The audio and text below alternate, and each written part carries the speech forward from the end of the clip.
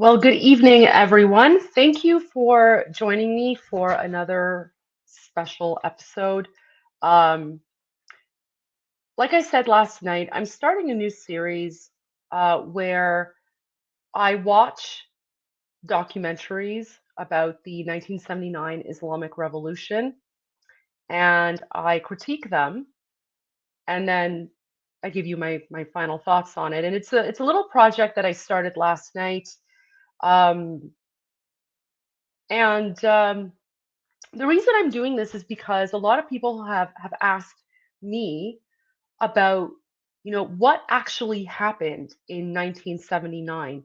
What exactly occurred that led to the downfall of the Shah, which as we have shown in previous videos, was well loved by the Iranian people. He was working on modernizing Iran.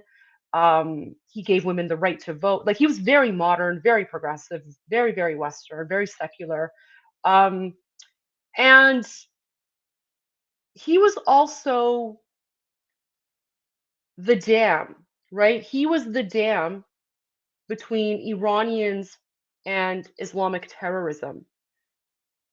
And at the time, no one really understood that. No one got that. And so a lot of people have asked me asked for me to explain what happened.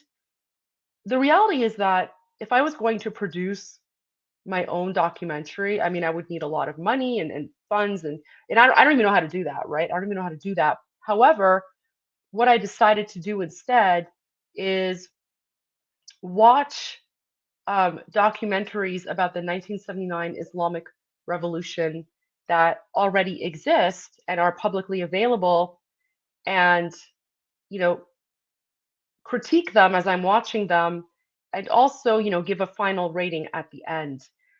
And last night was a huge success.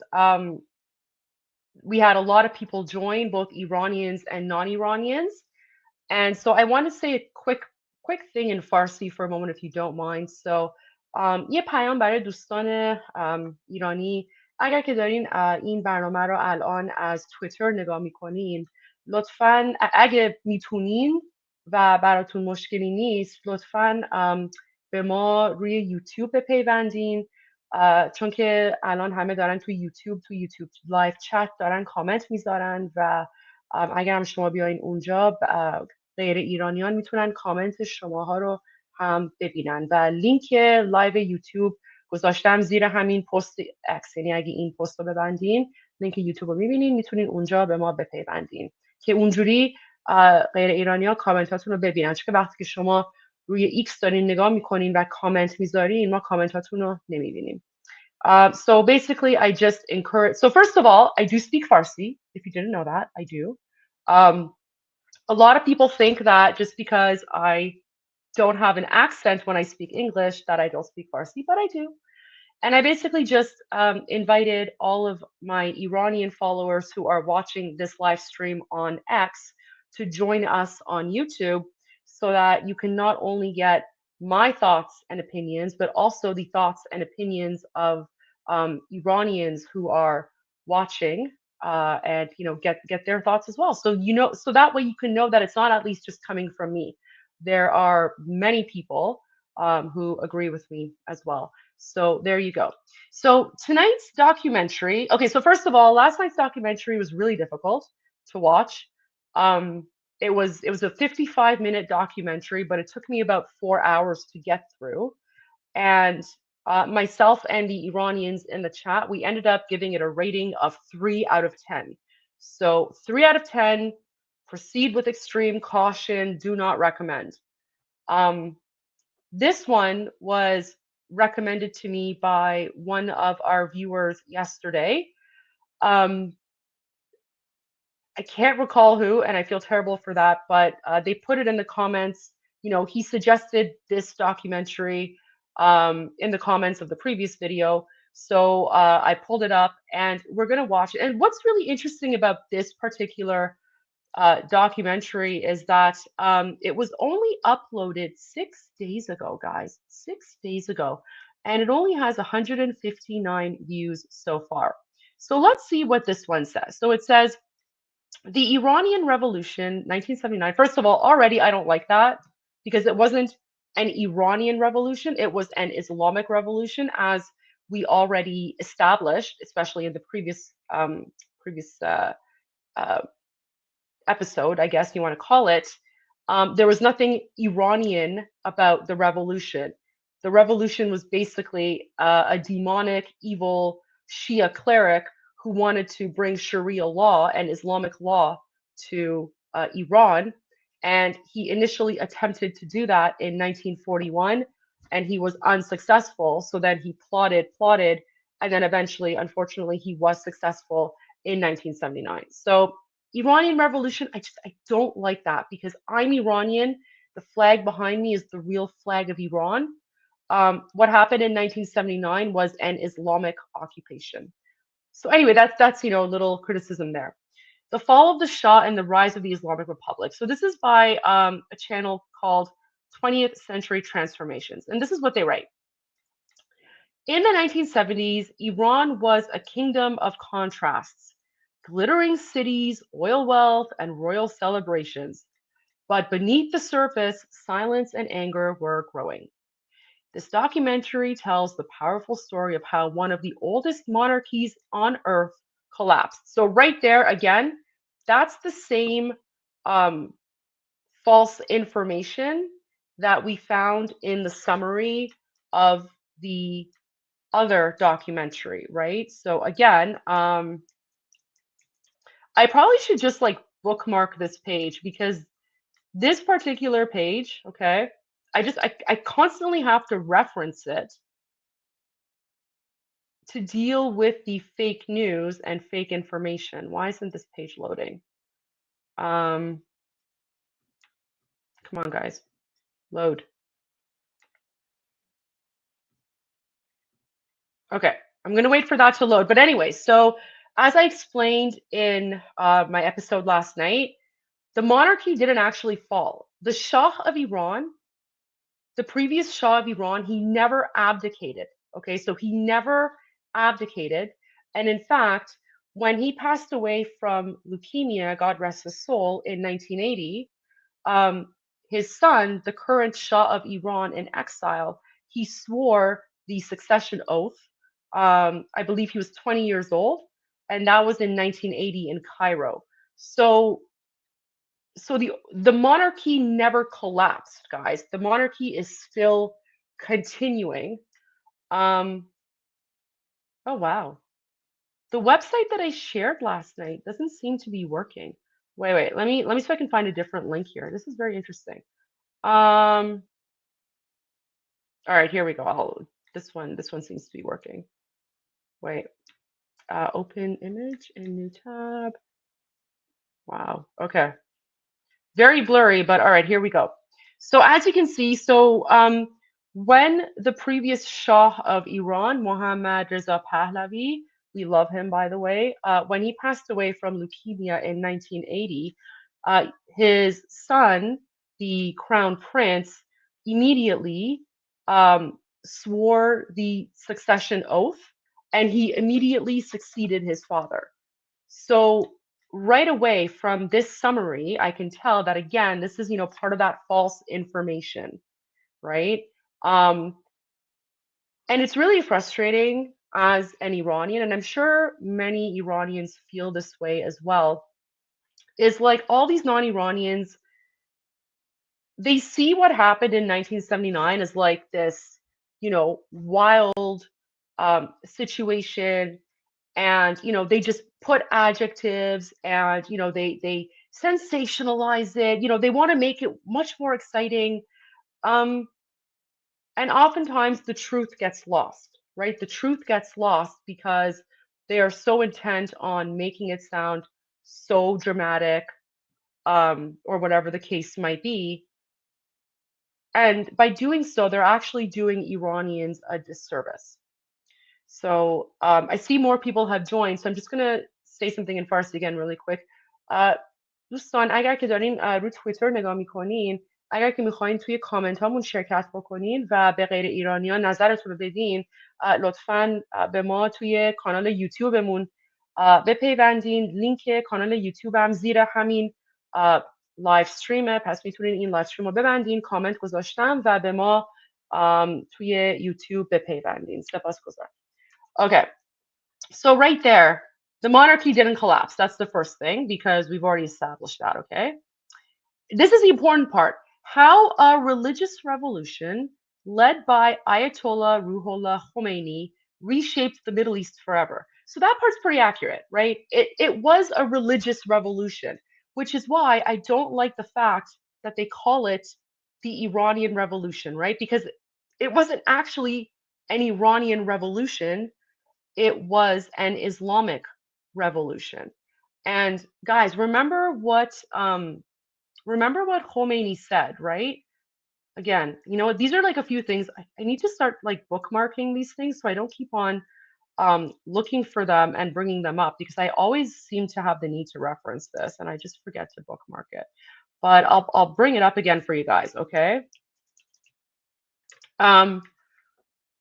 So here's the reason why, okay, here's the reason why we Iranians don't call it the Iranian Revolution, because there was nothing Iranian about what happened. In fact, what happened is there was an Islamic revolution, and then this evil demon, okay, who is worse than Satan, literally, the founder of the Islamic Republic, when he took over Iran, he turned it into a 7th century Islamic hellhole governed by Sharia law. And here's what he had to say. Here's what he had to say about Iran and Iranians, okay? Just listen to this. Listen to what he's saying. اسلام آمده است که این حرفای نامربوط رو از بین ببرد. افراد ملی به درد ما نمیخورن، افراد مسلم به درد ما میخورن. اسلام با ملیت مخالف است. معنی ملیت این است که ما ملت را میخوایم، ملیت را میخوایم و اسلام را نمیخوایم. اون مردی که در خارج گفت که اول من ایرانی هستم، ملی هستم، دوم ایرانی هستم، سیوم اسلام، این اسلام نی. تو سیوم هم اسلام نیستی. I just said it. All right. خاک تو سرت. Okay, so basically, I'm going to repeat this. So essentially, what this evil demon man is saying is that um, they are here to get rid of patriotism and nationalism, right? He literally says, we don't want patriots. He's referring to Iranian patriots. So we don't want patriots. We only want Muslims, right? And he says that patriots, people who put Iran first, are the enemies of Islam, okay? And then when he says that man abroad, okay, well, he uses a very derogatory term, but this guy's an uneducated devil man, so whatever. Like, I hope he's rotting in hell where he belongs. But this is the thing. The Shah of Iran was Muslim, okay? He was a Shia Muslim, but he was modernizing and secularizing Iran because he recognized now there is a little bit of debate on that. So um, I do want to point this out. So there is some debate that he may not actually have been a Muslim and he might have just been like, you know, practicing the faith in order to appease the clerics. That is certainly a legitimate argument to make. But regardless of the fact, outwardly, he claimed that he was a Muslim. And so the fact that the Shah was a Muslim was not good enough for these Islamic terrorists, right? Because like this e- demonic evil man is saying that he's criticizing the fact that the Shah of Iran said, I'm Iranian first, and then I'm a patriot first, and then third, I'm a Muslim. That wasn't good enough for these people because these people do not care about Iran. They don't care about our Iranian identity. This man isn't even Iranian, by the way. His father's from India. Like the majority of the people who are part of the Islamic Republic and control Iranians are not even Iranian, right? Like they're from Najaf, they're from Pakistan, they're from India, they're from, God knows where, right? I mean, there are certain of them who are Iranian because there's always sellouts, right? Um, oh, someone in the comments said I'm a Zionist. Oh, 100%. I'm definitely 100% a Zionist, pro-Israel. I believe in the right of Israel to exist. I think Gaza and Palestine is a fake country. The two-state solution was Israel and Jordan, and Palestine is fake, and I don't support Palestinians. They're fake as their flag, as fake as their weird country. They're a bunch of jihadi terrorists. There we go. I put it out there. Do what you want with that. Amir Zurul. Anyways, back to Iran. So this guy is literally saying that they don't want Iranians, they want Muslims. This is how these Islamic terrorists operate. Okay, this is how they operate. So that's why I have, and this is why not just me, but a lot of Iranians are stickler, are very are sensitive when it comes to the difference between Iran and the Islamic Republic, and we're sticklers when it comes to like how you reference what happened in 1979, because you cannot understand the context of what happened, and you cannot understand the situation if you conflate Iran with the Islamic Republic. And the terrorist jihadis are literally telling you themselves, like this, these aren't my words, right? These are his words, right? He is literally saying that we don't want patriots, we want Muslims, because what happened in Iran in 1979 was an Islamic invasion. Listen to this again, and then we'll go back to the documentary. اسلام آمده است که این حرفای نامربوط را از بین ببرد.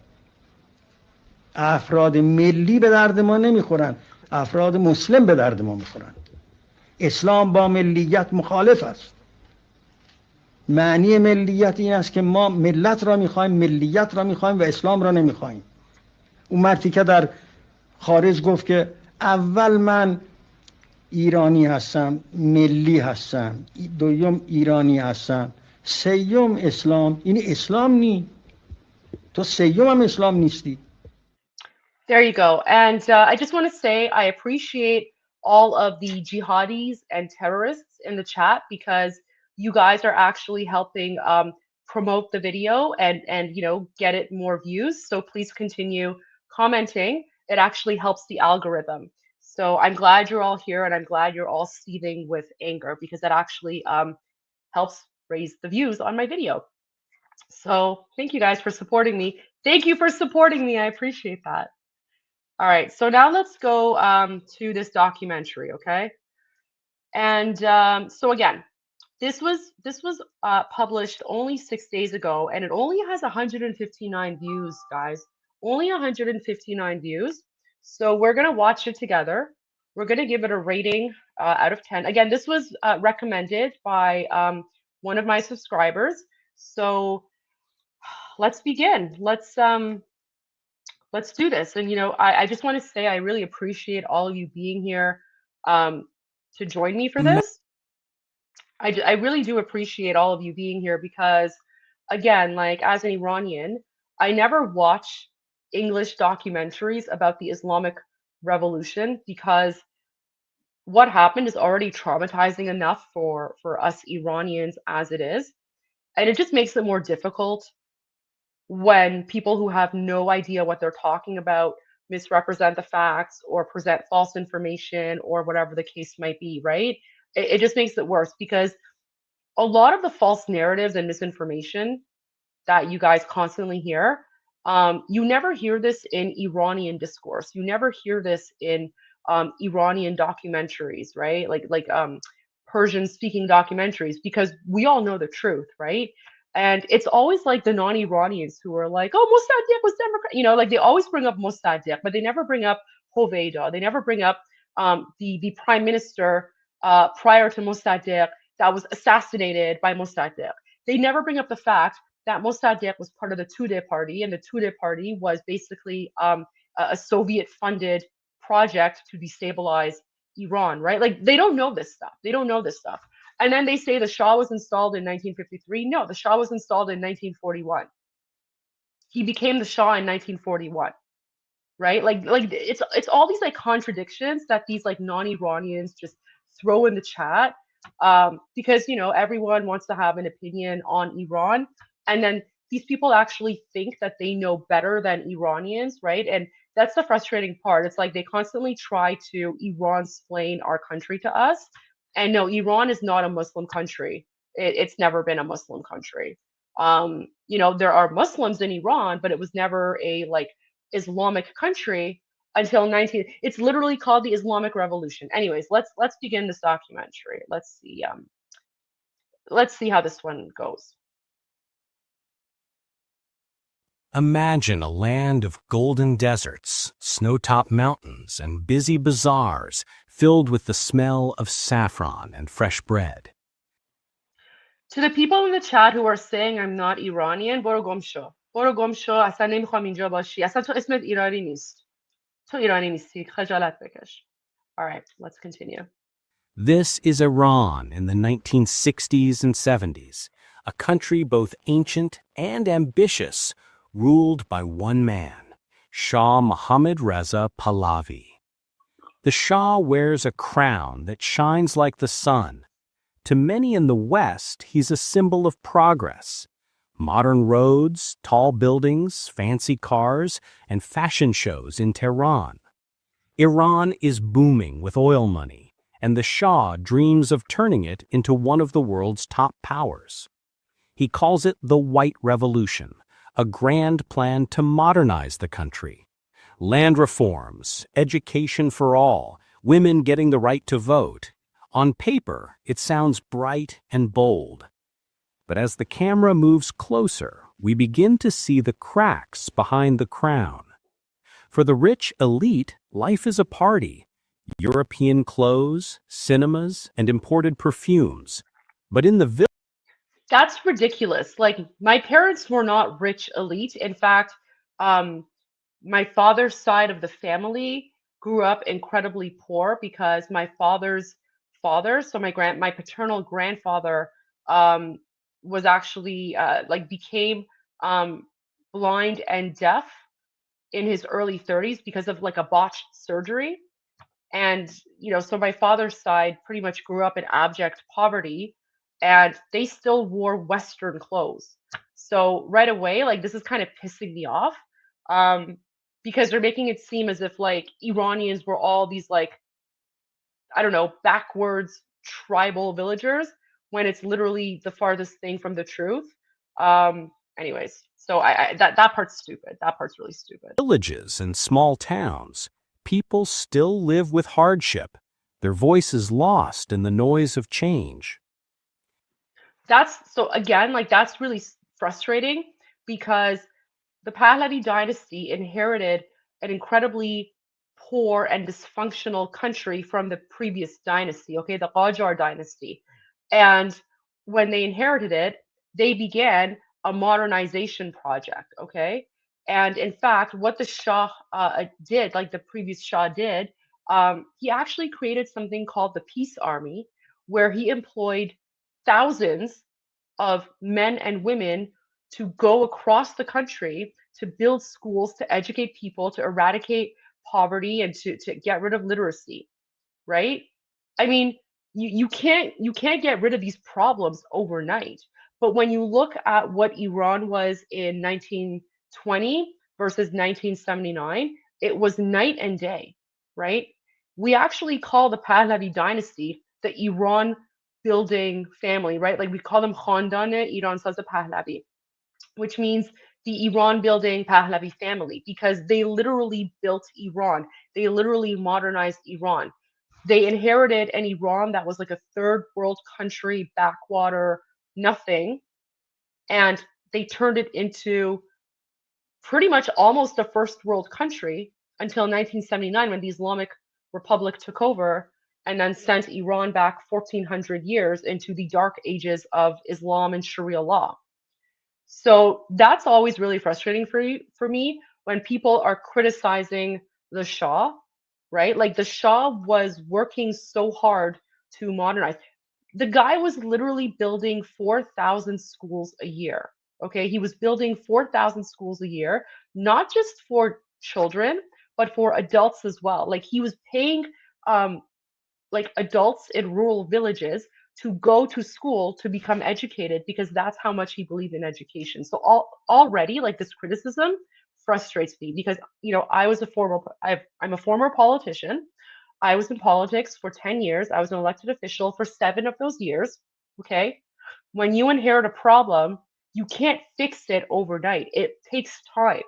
And sometimes it takes 10 years, 20 years, 30 years to fix the problem. But when you compare Iran in 1941 to 1979, it's night and day. Like the country was unrecognizable. And so that's why these criticisms really frustrate me, because unless you were in politics, unless you understand how these things operate, it's you can't give an opinion. But again, like this is part of, I guess, their attempt to make the Shah look bad. And I think part of the reason for that is because um, when people actually look into what happened, and when they actually see the facts and the truth, they realize that what happened in 1979 is like this horrific nightmare that never should have happened. And it was all based on uh, false information, fake news, and lies from the Islamists and and the communists, right? And that was the one thing that myself and everyone who joined me in watching last night's documentary, they realized, right? They realized that the 1979 Islamic Revolution was based on fake news that was pushed out by the jihadis. Because again, Islamists, they lie.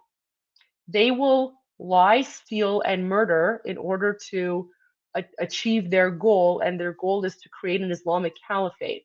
So, as was established in the in yesterday's documentary, we saw that the Islamists, they lied, they stole, and they murdered innocent Iranians and blamed all of that on the Shah and Savak, right? They blamed it on the Shah and Savak in order to justify overthrowing the Shah. And unfortunately, people followed along with it. So I just want to point that out.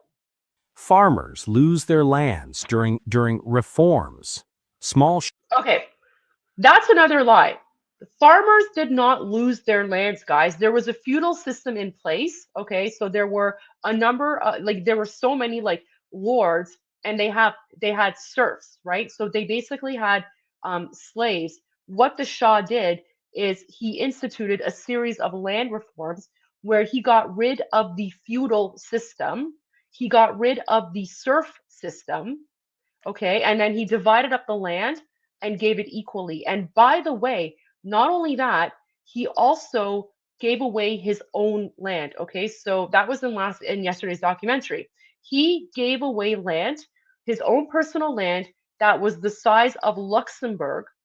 He divided that up into 30,000 pieces, and he just gave land away to 30,000 poor and destitute families so that they could become self-empowered. So that is wrong. The Shah didn't steal land from farmers.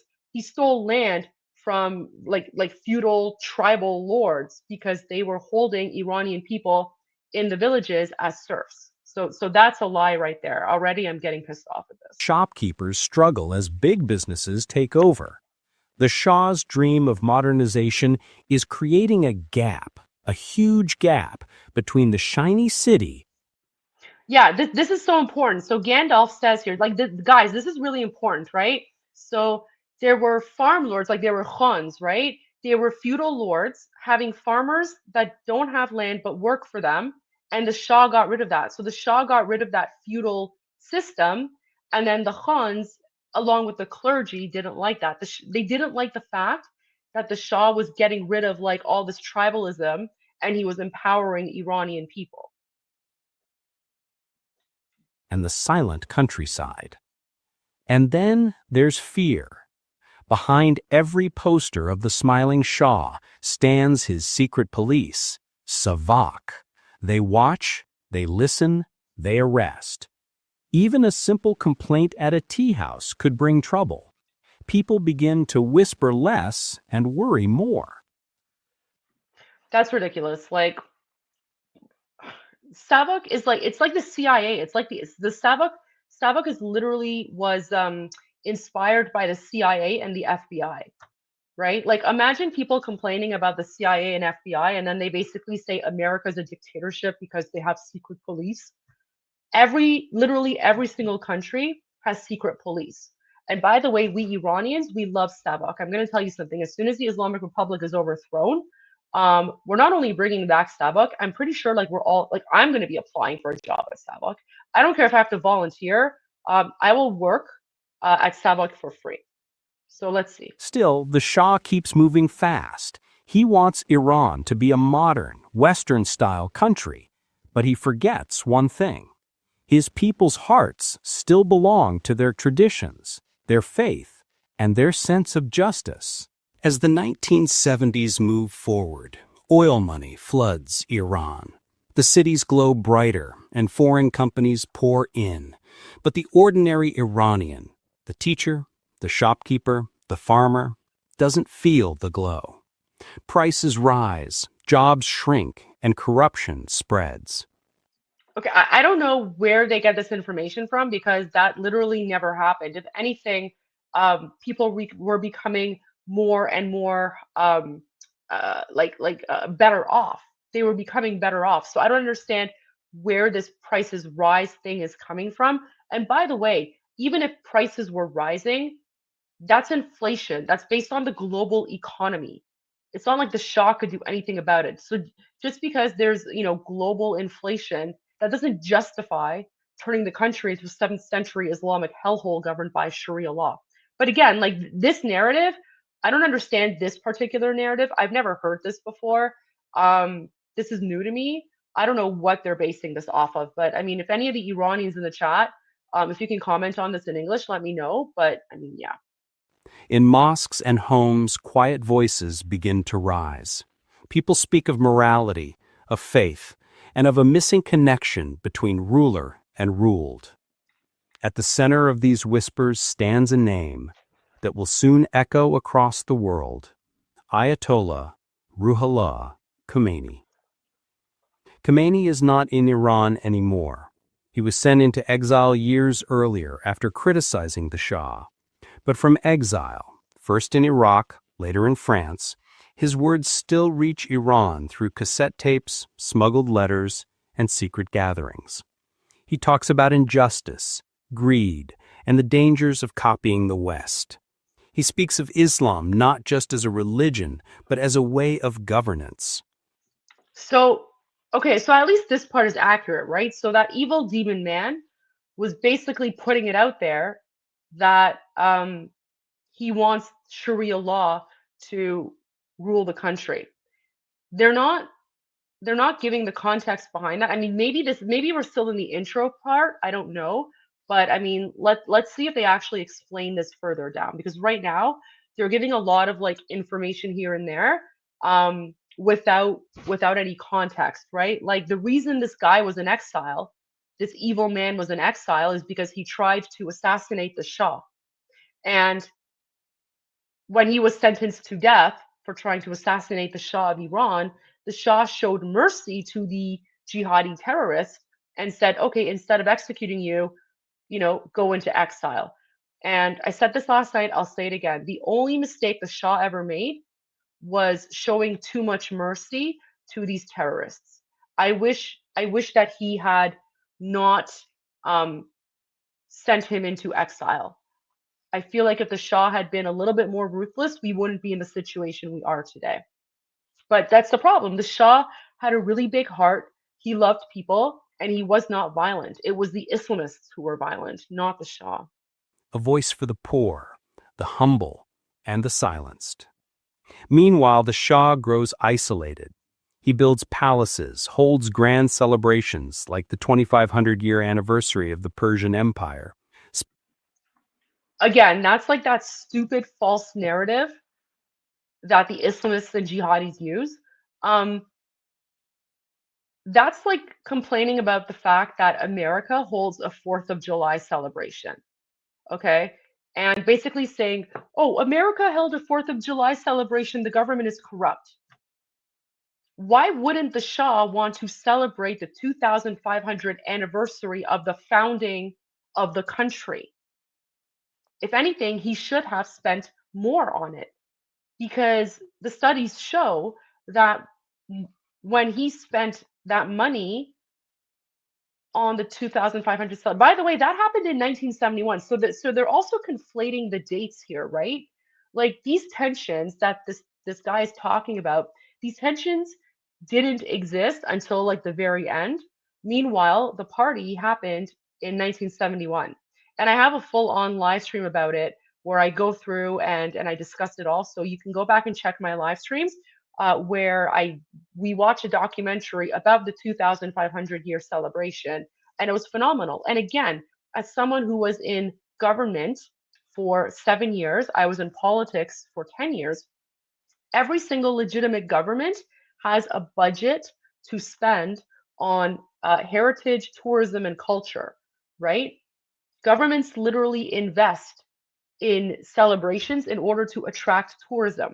That's exactly what the Shah of Iran did. He invested in the 2500-year anniversary celebration of the founding of the country. And by doing so, he actually attracted hundreds of millions of dollars to the country. That's what these people don't understand, right? Every single government invests in tourism because that brings in money. You spend $1 for tourism, you get at least $10 for it back. And no, people weren't starving. That's so stupid. Who was starving? Can you show me proof of someone who was starving? All these people who are like, oh, people were starving. Who? Show me, give me proof. Give me proof of who was starving. Spending millions while poverty grows around him. He invites kings, queens, and presidents to dine in gold tents, while workers... Of course, because that was the 2500-year celebration. That's like complaining about the fact that President Trump holds like the presidential gala while, people in, the slums of Detroit are poor.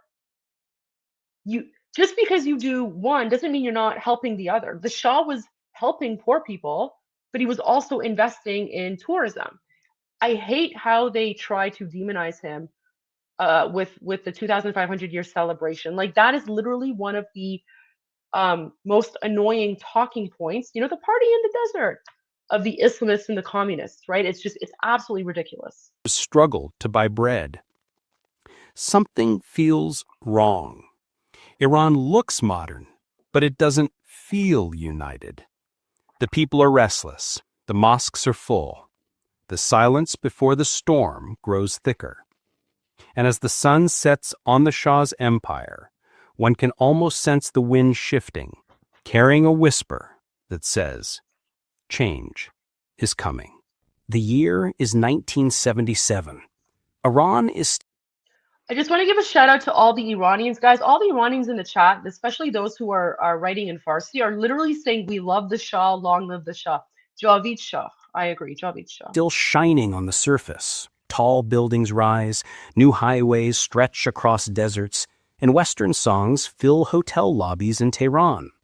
But beneath the surface, the air is tense, heavy, and waiting. In homes and mosques, people start speaking about the Ayatollah again, the man in exile, Ruhollah Khomeini. His voice, carried on small cassette tapes, travels from city to city, passed from hand to hand, heart to heart. In one corner, a student plays a tape for his friends, listening in silence. In another, a shopkeeper lowers the shutters and plays it softly for a small crowd. The words are firm, but simple. The Shah's rule is unjust. Islam calls for truth. Stand for your rights. People who once stayed. So that's all Takia, by the way. So all of these like cassettes and everything, those were literally like all lies. Like this is what the Islamists do. And unfortunately, the Iranian people, they trusted the clerics because they thought they were good people, believed what these jihadis were saying, because again, this is the 1970s. There's no internet. There's no ability to fact check. So the jihadis would spread all of these lies about the Shah, and people would believe them because they're men of God. But I can tell you something: we Iranians, we've learned our lesson, and we are never trusting these jihadi Shia clerics ever again, because to me, like, done, like, we don't trust them because they're the ones who did this to Iran in 1979. Quiet begin to feel brave. A mother tells her son, "Don't talk politics." The son replies, "But everyone's talking now." Meanwhile, the Shah's government grows more paranoid. His secret police, Savak, spy on students, workers, and even priests. Fear spreads, but so does courage. Every arrest makes more people angry. Every silenced voice echoes louder. Then, in early 1978, something sparks. A government newspaper publishes a nasty article insulting Khomeini, calling him a British spy. The people of Qom, a holy city, are furious. Students march in protest, peaceful, holding up pictures. This documentary kind of feels like it's like a chat, like it feels like it's a chat GPT thing, because there's so much nonsense in here. And what I've heard so far is just a bunch of like nonsense with like no facts to back it up, right? Like it's all just the same, like um it's just the usual buzzwords that you hear, right? Oh, the Savak were spying on people, people were being jailed. They don't mention who was being jailed. So the people who are being jailed are the same ones who are running the country right now and murdering Iranians. So the people who were jailed were people like Khamenei. You know who Khamenei is? Khamenei is the current supreme dictator of the Islamic Republic. Khamenei is responsible for murdering hundreds of thousands of Iranians. He's an evil, evil man. He's worse than Hitler. That's who the Shah had in jail, okay? People like Khamenei were in jail. And if the Shah was such an authoritarian dictator, how the hell did Khamenei survive, right? The Shah was protecting the Iranian people, and yet the jihadis were lying and saying, oh no, innocent people are in jail. No, the Shah recognized these communists and Islamists for what they were. He was a man who was well ahead of his time. And what happened in 1979 is an example of sometimes the good people don't win. Sometimes the bad guys win and the good guys lose. And that's what happened in 1979. The good guys lost. The bad guys came to power, riding on a wave of lies and taqiyya, and then they turned Iran into a 7th century hellhole governed by Sharia law. Of Khomeini, but police open fire. Blood stains the streets. Many are killed. And that's not true. That's not true. It's really frustrating because they're saying all of these things, but they never provide a date, they never provide a time, they never provide a location, right? Okay, if there was this like mass slaughter of Iranians by the Shah, when, where, why, how? You notice how they don't mention it? Like they don't actually say where it was, when it was, how many. It's just this like general statement, right? It's just this general statement with nothing to back it up. Like, where are these thousands of victims that were shot in the streets? Where are the photos? Can someone, if someone can show me a photo of this massacre, right? Because they seem to have photos of these protests, but I don't know where the photos of this massacre is. So I'd appreciate someone showing me where I can find photos of that massacre. British Let's go spy. back. The people of Qom, a holy city, are furious. Students march in protest, peaceful, holding up pictures of Khomeini. But police open fire. Blood stains the streets. Many are killed. And that was the Where? spark. Across Iran, funerals turn into protests. Every 40 days, people gather to honor the dead, and each time, new ones are killed. The cycle continues. Qom, Tabriz, Isfahan, Tehran. The protests grow larger, louder, and more determined. The whisper has become a voice, and that voice says, "We want justice."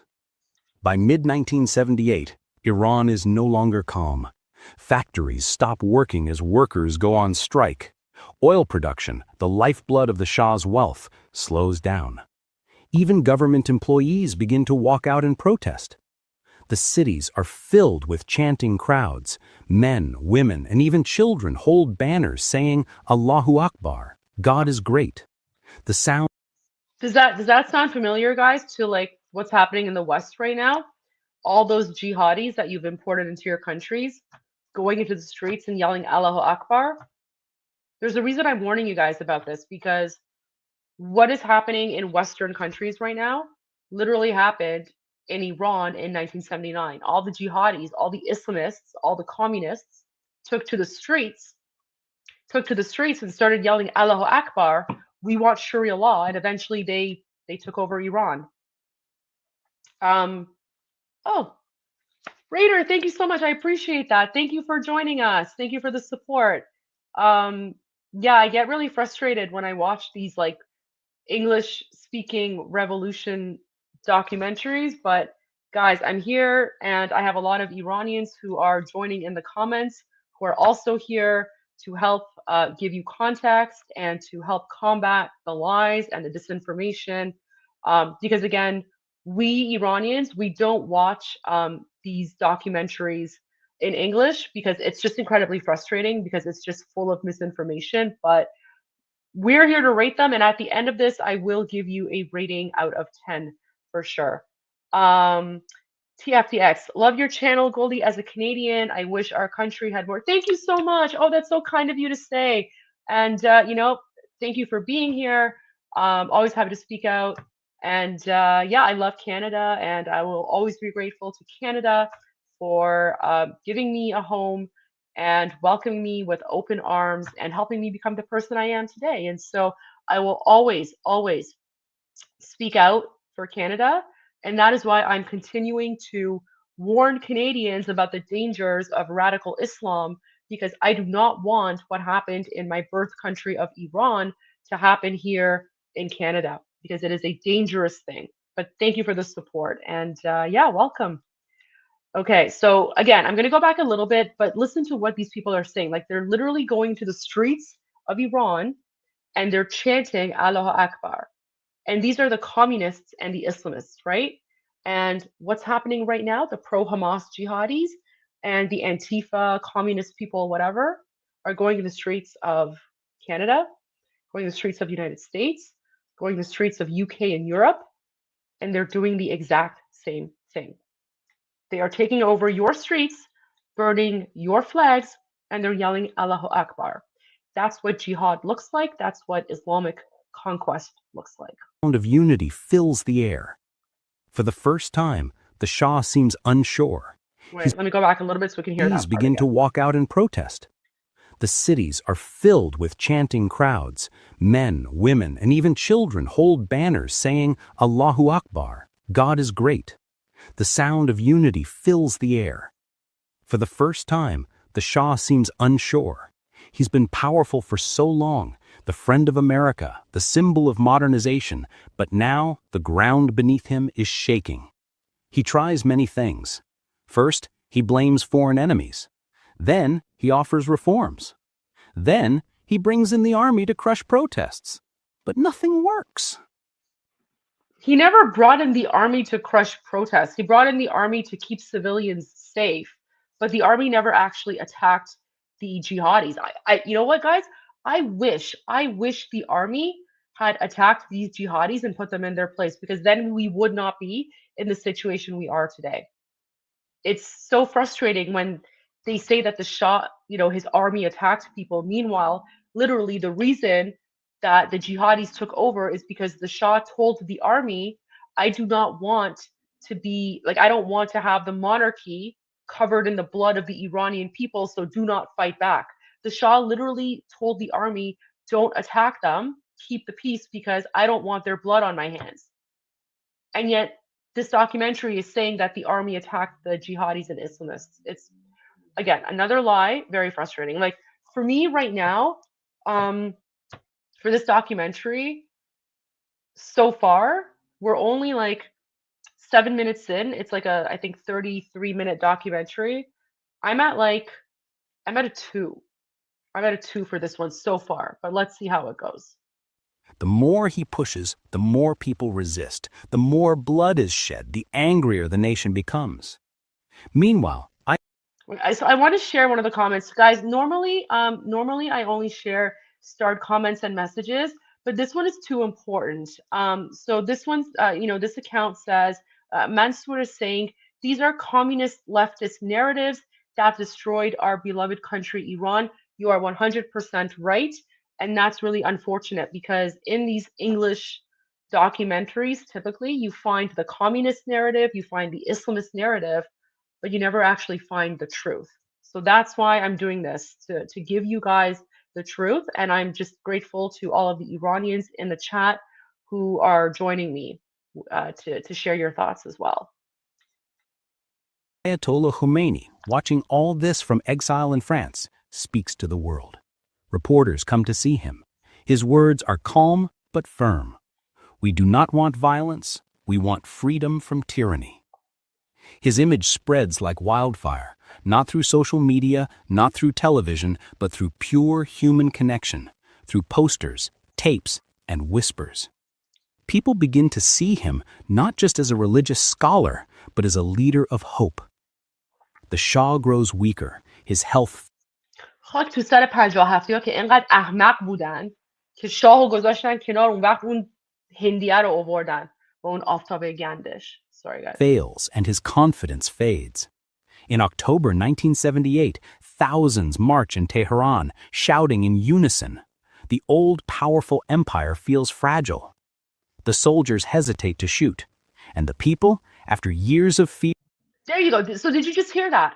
So first, then there's the contradiction that is incredibly frustrating. So first, the narrator says that, the Shah's army were shooting on the people and the streets were filled with blood.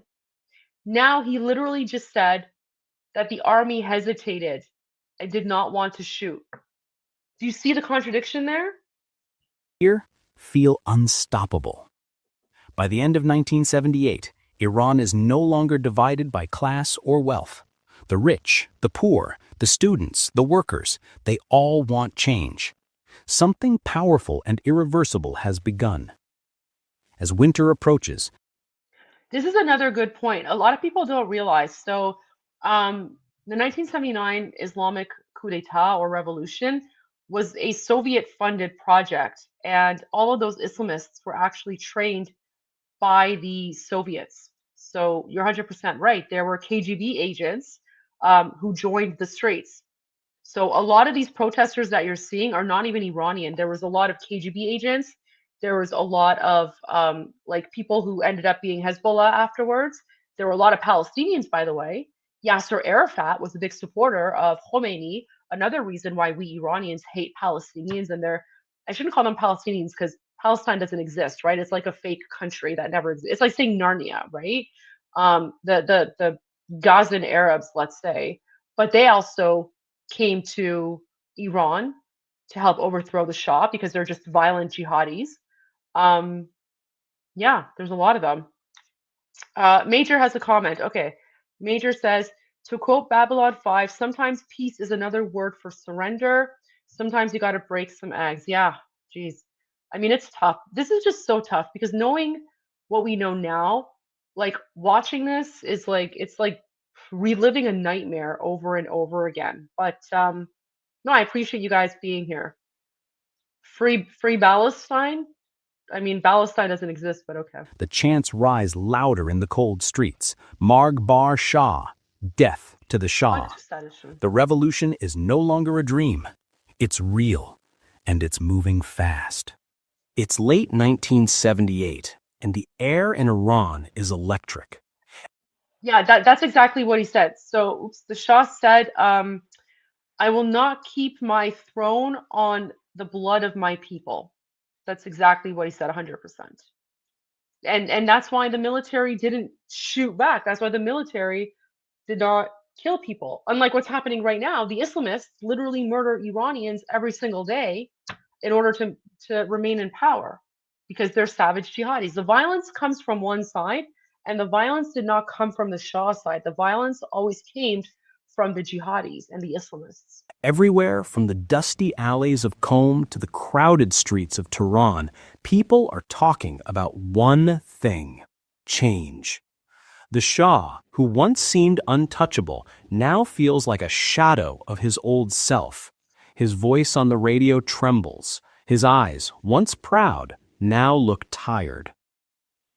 The world is watching. I don't like that. Western nations still support him, calling him a friend of progress. But on the ground, millions of Iranians see something else: a ruler disconnected from his people. In September 1978, the protests reach a boiling point. Tehran's Jaleh Square fills with thousands of demonstrators, men, women, children, clerics, students, all holding signs calling for freedom and chanting Allahu Akbar. The government These people wanted freedom, so they chant Allahu Akbar. That literally makes no sense. These were the jihadis and the Islamists. They didn't want freedom. They were upset that the Shah had given people freedom. What this documentary so far has failed to mention is that one of the reasons that the Islamists were upset and wanted an Islamic revolution is because the Shah had given women the right to vote in 1963. And these people didn't like that. They didn't like the fact that women were treated equal to men in Iran. They believe, and still do believe, that women are second-class citizens and should remain in the home. When the Islamists took power, guys, one of the first things they did is they lowered the legal age of marriage for girls to 13. That was literally one of the priorities of the Islamists. Pedophilia. Like, these guys are literally pedophiles. They lowered the age of marriage for girls in Iran to 13 in order to encourage girls to stop going to school because they didn't like the fact that the Shah wanted girls to be educated. They didn't like the fact that the Shah was encouraging girls to go to school until 18 and then go to university.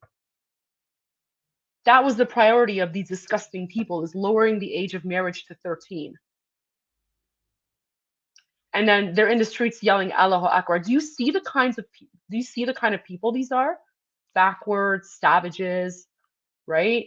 This is what Sharia law is. This is what Sharia law is, guys. And so all those people who are in your countries right now and they're going to the streets and they're blocking intersections and yelling Allahu Akbar, it's this. This is what they want. They want Sharia law. So I hope that at least you are learning something from this, because what happened to Iran could happen to your countries if you don't pay attention and these people get like a critical mass. Declares martial law.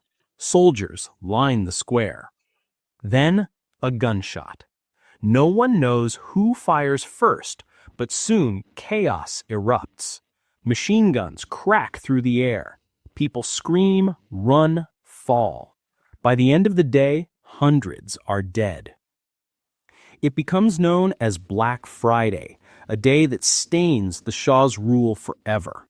The image of soldiers shooting their own people burns into the nation's heart. There's no going back now. Funerals turn into protests. Protests turn into strikes. Oil workers, teachers, even bank employees join the movement. Iran's economy freezes, but its spirit burns brighter than ever. The Shah tries to calm the storm. He promises. I have a difficult time believing that it was the Shah's side who started shooting. It was definitely 100% the jihadis and the Islamists. I also find it very strange that they haven't talked about Cinema Rex so far. Cinema Rex, guys, okay? Cinema Rex is basically the jihadis. They barricaded this movie theater called Cinema Rex in the city of Abadan. They barricaded the movie theater. They poured jet fuel all around, and then they lit it on fire. They trapped everyone inside. I think it was like 300 to 400 men, women, and children trapped inside this movie theater. All of them were burned alive. And then the jihadis blamed that on the Shah and on Sabak. And unfortunately, people believed the Islamists and the jihadis, and that's what really sparked the violence in the streets. So all of the things we're talking about right now, the reason that things escalated is because the jihadis created this false flag scenario where they literally murdered innocent Iranians, blamed the Shah, and they used that as justification for overthrowing the Shah because the Shah was a dictator. So I'm a little surprised that they have not mentioned Cinema Rex just yet. The facts and stories that they're giving, it doesn't seem to be chronologically accurate here. So yeah, like Cinema Rex is huge. One of the reasons that people took to the streets and were, angry at the Shah is because they thought that he had murdered Iranians, and then after the fact. So basically, after the Islamic Revolution happened and the jihadis gained control of Iran, that's when the Iranian people realized, oh shit, the Shah didn't do Cinema Rex. It was the jihadis. It was the people who are now in control. They're the ones who burned alive 400 innocent Iranians in order to justify overthrowing the Shah. Do you see how the jihadis operate? The jihadis are willing to murder men, women, and children in order to achieve their goal of jihad and Sharia law. And they will lie about it because for them, lying is justified if it serves the purpose of Allah or whatever. Guys, look up Cinema Rex. I'll type it in the chat here. Just look it up, Cinema Rex. And I'm surprised that we're now like how many minutes in? We're 11 minutes in, and they still haven't mentioned Cinema Rex. That's a little bit of a red flag for me. I see another comment here. Joshua, so I'm Australian and against Islam being spread in my country. Not too many people over here are taking the Islamic threat seriously. I agree, Joshua, but I am in contact with the sort of Iranian diaspora community in Australia, and my understanding is that they were working very hard. And recently, the Australian government actually finally listed the Islamic Revolutionary Guard Corps as a terrorist entity. So there's at least that. But you're absolutely correct. There is unfortunately a jihadi problem in Australia as well. And a lot of people don't talk about Australia because it is definitely very isolated. But what I'll do is I'll make a note here, okay? Because I do daily live streams from Monday to Friday at 12 noon Eastern, and I talk about various issues related to Islamic terrorism, jihad in the West. Um, so I will add Australia to my list of things to talk about. Not this week because I'm already fully booked for this week, but I'll do a little bit of digging in, and then maybe I will add Australia as one of my topics next week, and I will do a deep dive into some of the Islamic terrorism and jihadi behavior happening in Australia because it is definitely concerning there. And there's not just a lot of Islamic radicalism going on, but a lot of anti Semitism as well. So thank you for that. And thank you for being here on the channel. All right, guys, let's continue. Promises reforms, freedom of speech, and a new beginning. But it's too late. No one believes him anymore. Meanwhile, in a small village outside Paris, an old cleric watches the news. It's Ayatollah Khomeini, sitting on a simple wooden chair, surrounded by journalists from all over the world. His voice is steady. Sorry, I just had to I just saw this. Okay, I'm just gonna share this again. I normally don't share starred comments and unstarred comments because there's too much of them, but this one is just a little bit too funny not to share. So wonderful communication with a real Iranian woman, very inspiring. So I appreciate that. Thank you for enjoying the live stream and the real communication.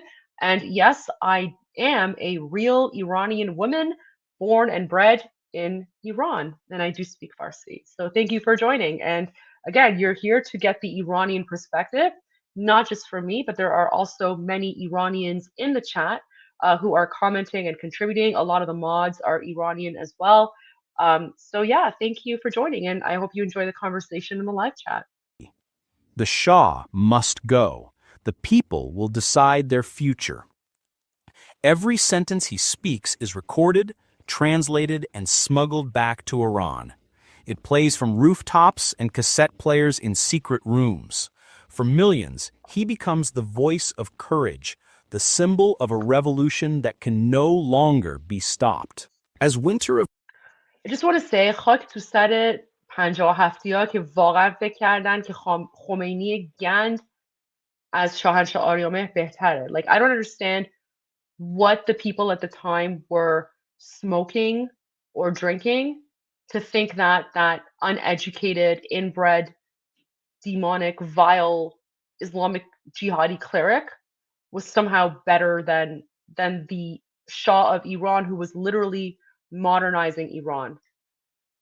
It's just so frustrating to watch this, and yeah, خاک تو سرشون. 1978 arrives, Tehran is almost paralyzed. Daily life has turned into a constant protest. Shops are closed, offices empty, and streets echo with chants and prayers. Every night, people climb onto rooftops and shout Allahu Akbar into the cold night, their voices joining in waves across the city. It's not just a protest anymore, it's a spiritual uprising. Inside his palace, the Shah feels trapped. It's not a spiritual uprising, it's jihad. It's jihad. It's Islamic colonization. That's what, it's not a spiritual uprising. I hate it when people say that. Like they're pretending as if like this was some sort of peaceful thing. No, these are literally violent jihadis who go out, yell Allahu Akbar, and murder people. That's not a spiritual uprising. That is jihad. And it's frustrating that this documentary is romanticizing Islamic terrorism. Jane, thank you for the super sticker. Appreciate that, Jane. I hope you're enjoying the live stream. Welcome. Health is worsening, and his advisors are divided. Some urge him to crush the movement with force. Others beg him to leave and avoid civil war. He looks out from his balcony at the smoke rising from the city and whispers to his wife, "They don't love me anymore." On January 16th, 1979, the news breaks. The Shah and his family are leaving Iran, officially. Okay, so this is a big red flag for me. This tells me that the people, whoever made this documentary, knows absolutely nothing. This is probably just like, I don't know, some sort of weird chat GPT research, because if they've already reached the point where the Shah of Iran is leaving, right, in 1979, and they haven't yet mentioned Cinema Rex, that is a big, big red flag, because Cinema Rex was a key part in what led to the overthrow of the Shah. Okay? When a lot of people ask, well, what happened? What happened? Cinema Rex was the spark, right? Again, Cinema Rex was the false flag event where the jihadis, the same people who are going out on the streets and yelling Allahu Akbar, they were the ones who barricaded a movie theater, burned 300 to 400 Iranians inside, burned them alive, and then blamed the Shah so that they could then go and justify overthrowing him. So if we've already reached the point of of the Shah leaving and no mention of Cinema Rex, that's a big problem. Like, whoever made this documentary obviously knows nothing about what happened um, in Iran during that time. And given the fact that it's just like photos, to me, this looks like something that was created by AI, and it was not fact checked by anything. And unfortunately, you cannot rely on ChatGPT, you cannot rely on AI for certain things, because there is a lot of propaganda and disinformation out there, and AI does not really know the difference, right? AI is basically trained on um, whatever information is there. That's like, what's the word I'm looking for? Whatever's more popular, right? So if AI sees that there's a more narratives that say the Shah was a dictator and less narrative, right? It's going to focus on the one that is the majority, even though it might be false, because the Islamists and the communists are propagating that narrative. So again, the fact that this documentary so far has reached the point of the Shah leaving, but they still have not brought up Cinema Rex, that is a huge, huge red flag for me. So already, like, I was at a 2. Right now, I'm at a 1. And let me just share with you really briefly Cinema Rex, okay? Because this is really important, guys. So it's the Cinema Rex fire, okay? So the Cinema Rex fire happened on August 19, 1978, when the Cinema Rex in Abadan, Iran was set ablaze, killing between 377 and 470 people. So, at least 400 people were murdered in Cinema Rex. The event started when 4 individuals who were militants motivated by Islamic extremism doused the building with airplane fuel before setting it alight. This is a key part, guys. This is a key part. The attack was responsible in part for triggering the Iranian Revolution of 1979. Okay? Cinema Rex was the reason why people took to the streets, because the Islamists murdered Iranians and then they blamed it on the Shah. And that's what sparked the outrage, because the people were like, why is the Shah murdering people? Meanwhile, it was actually the Islamists and the jihadis themselves. So the fact that this documentary has already reached the point where the Shah is leaving Iran, but they haven't even brought up Cinema Rex, whoever made this documentary knows nothing about Iran. And this is basically just, again, it's all propaganda and fake news, and they're just relying on the communist and jihadi narrative for this documentary. So at this point, like, I'm at a 1. I'm at a 1 out of 10 for this documentary. For a All right, let's vacation, continue.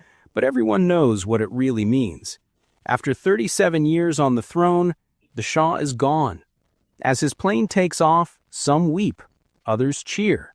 For many Iranians, it feels like the end of an era. For others, it's just the beginning. In the days that follow, chaos and celebration mix in the streets. People dance, cry, pray, and hug strangers.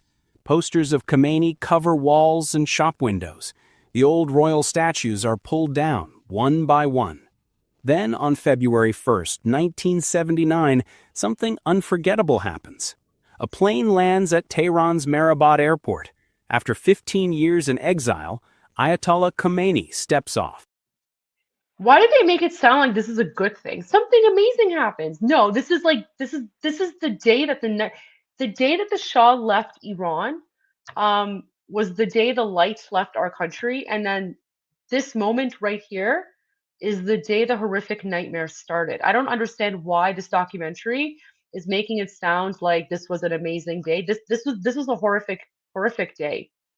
This was a horrific day. Remember, this is a guy I showed you at the beginning of, like before I played this documentary, guys, I showed you the video that, I showed you the video of this evil man. Remember when he says, we don't want patriots, we want Muslims, right? Like he was literally saying, we're coming here to establish an Islamic caliphate. We don't want Iranians. Iran means nothing to us. We want Islam. Let's watch that again, because this is very frustrating to me. And these documentaries never show this video. Let me play this video for you again of this evil demonic man, Haq Sadish.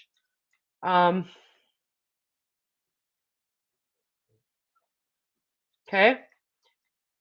Any legitimate documentary about the Islamic Revolution should have this video in it, because this video perfectly encapsulates what the jihadis think and what their goals and intentions were. And also for you guys in the West, for you non-Iranians, pay attention. There is a reason that these Islamists and jihadis are coming into your countries, burning your flags, and yelling Allahu Akbar. It's not freedom of expression. It's not freedom of association.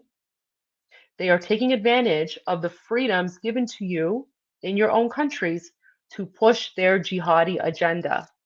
And this is the reason why they do it, guys. Pay attention. He's speaking in Persian, so read the subtitles here. اسلام آمده است که این حرفای نامربوط رو از بین ببرد. افراد ملی به درد ما نمیخورن، افراد مسلم به درد ما میخورن. اسلام با ملیت مخالف است. معنی ملیت این است که ما ملت را میخوایم، ملیت را میخوایم و اسلام را نمیخوایم. اون مردی که در Did you hear that? So he's basically saying patriots are useless to us. We don't want patriots. We want Muslims. He says Islam is opposed to patriotism. And then he says the meaning of patriotism is you want the country before Islam. So now do you understand why these jihadis come to your countries, burn your flags, and yell Allahu Akbar? That's exactly what they did in Iran. And then when they took over, they replaced our flag. This is the flag of Iran, okay? This is the real flag of Iran. When these evil demonic jihadis took over, they even got rid of our flag and they replaced it with an Allahu Akbar flag. And by the way, we're Iranian. We speak Persian. We're not Arab. We don't speak Arabic. And yet the current flag of occupied Iran has Allahu Akbar on it in Arabic. Why? Why should the flag of my birth country have a foreign language? You know why it has that? Because these people are occupying Iran. It's an Islamic occupation. And what happened to Iran could happen to your countries if you don't pay attention, because the Islamic Revolution didn't happen overnight. It took 40 years, guys. It took 40 years for the Islamic Revolution to get to where it was, because this evil demonic man tried it in 1941. He was unsuccessful. So then he went back and then he started getting more supporters. He started spreading out, cassette tapes and all of that. He started radicalizing people. Communists joined in. And then in 1979, it happened. They took over. They went to the streets, yelled Allahu Akbar. And if you think it can't happen in the United States, look at what's happening in Dearborn, Michigan right now. That's all I'm going to say on that. All right, let's continue with, this is like the horrific nightmare part. Millions wait for him, literally millions, flooding the streets like a human ocean. Old men climb rooftops just to glimpse his car. Women throw flowers from balconies. The sound of joy and faith fills the air.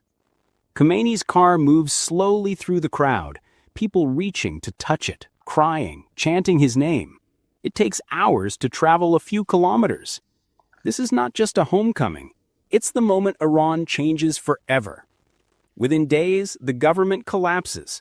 The Shah's prime minister flees. The army declares neutrality.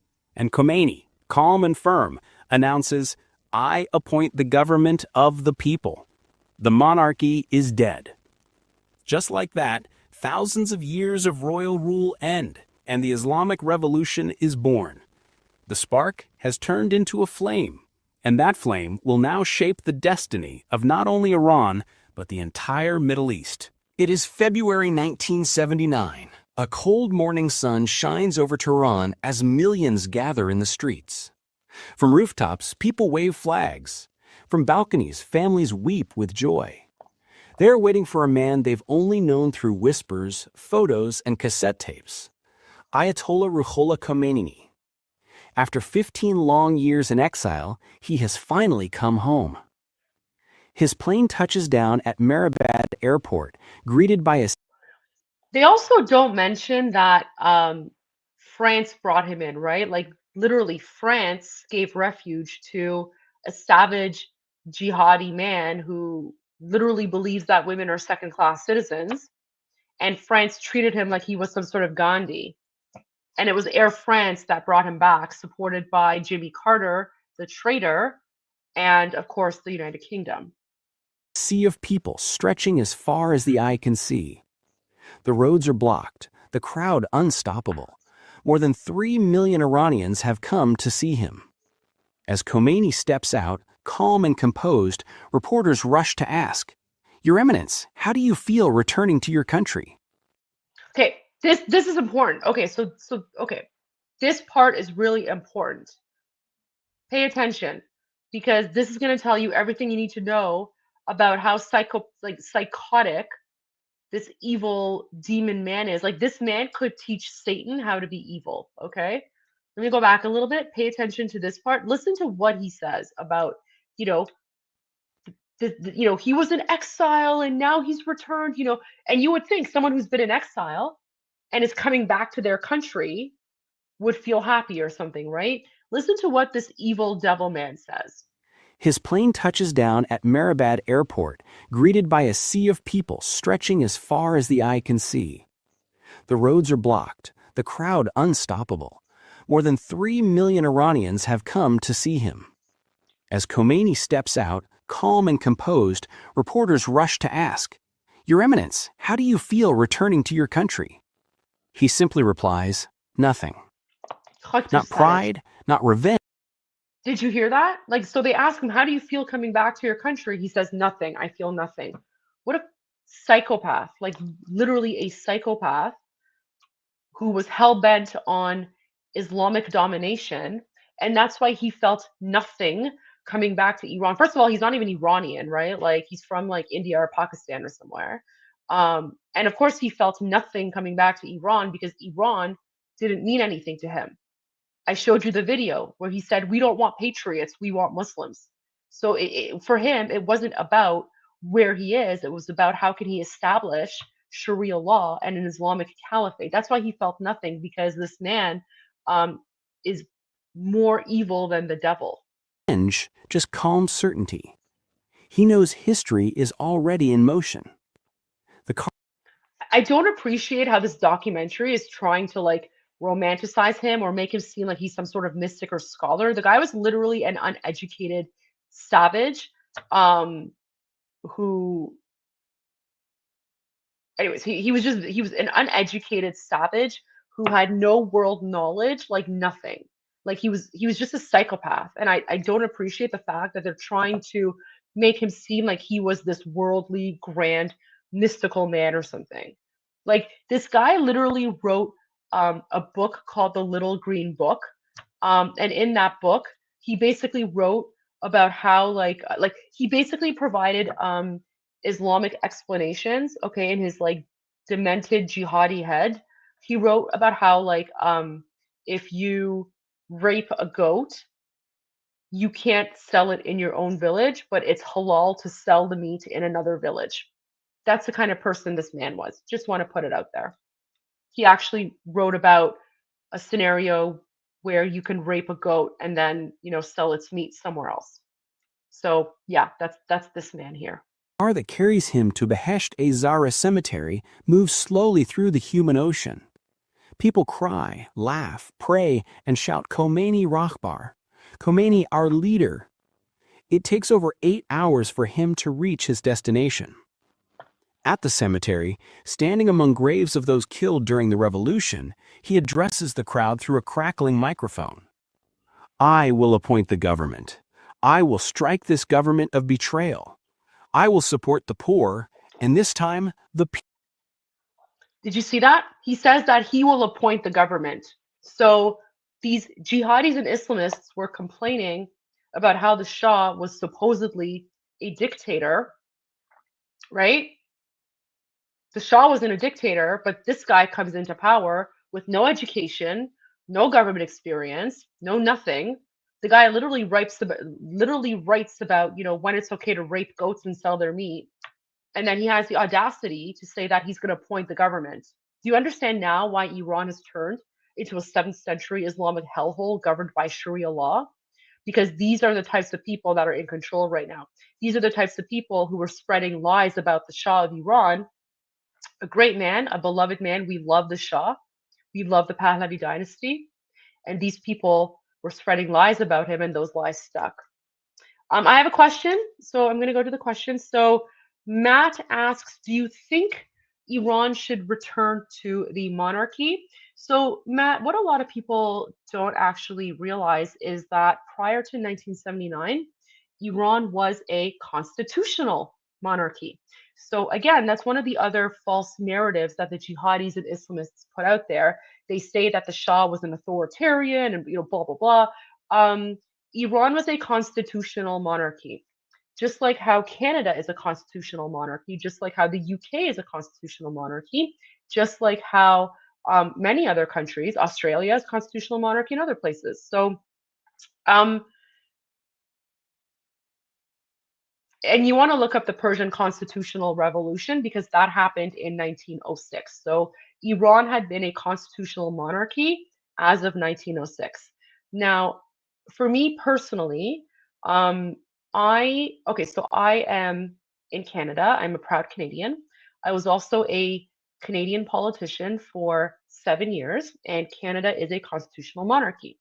So I personally have a preference for constitutional monarchy, and I personally would like to see Iran return to a constitutional monarchy like we had prior to 1979. However, what the current Shah of Iran in exile has said is that after the fall of the Islamic regime, because we are getting there, we're working towards that, and we're getting closer every day and every day. He said that once the Islamic Republic has been overthrown, we are going to have a national referendum.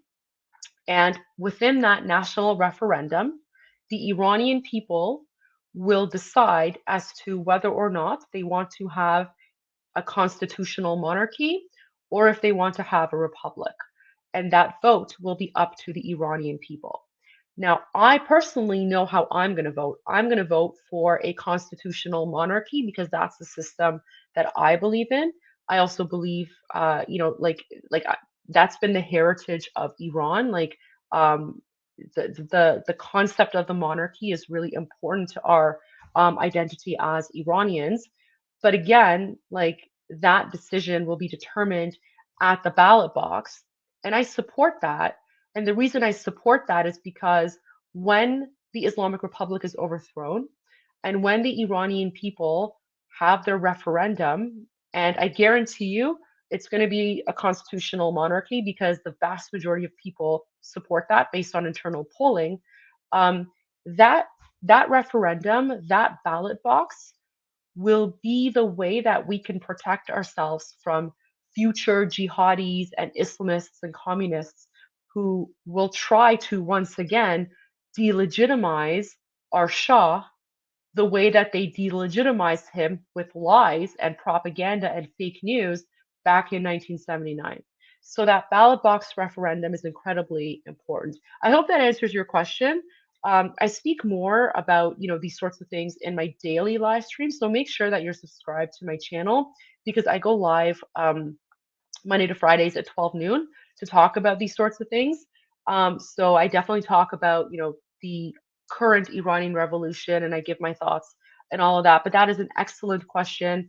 And I appreciate you asking it. And I hope you're enjoying this sort of, my critique on the previous Islamic revolution and all the lies in there. So thank you for being here. People will rule. The words send waves through the crowd. It's no longer a protest. It's a new era beginning before their eyes. But not everyone knows what that will mean. Some imagine a peaceful democracy. Others dream of an Islamic state guided by faith. And some, especially those loyal to the Shah, fear what comes next. The old government, still clinging to power, watches helplessly. Prime Minister Shapur Bakhtir, appointed by the Shah before leaving, tries. So to the person who says I speak flawless English without a hint of an accent, you're racist. Just because I'm able to speak English without an accent doesn't mean that I don't speak Farsi or Persian or that I'm not connected to Iranian people.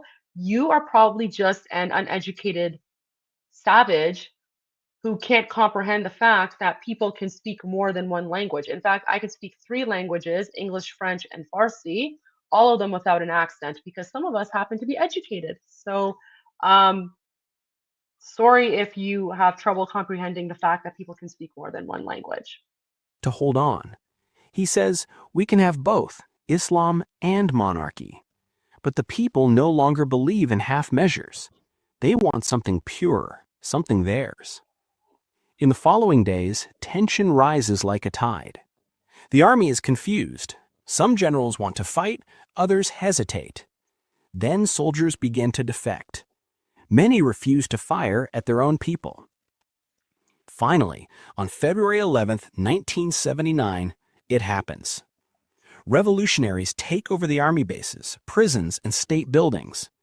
Tanks roll through the streets, but this. Sorry, people want me to say something in Persian. میخوای چی به زبان فارسی بگم؟ الان که دارم به زبان انگلیسی لایو استریم میکنم، میخوای به فارسی چی بگم؟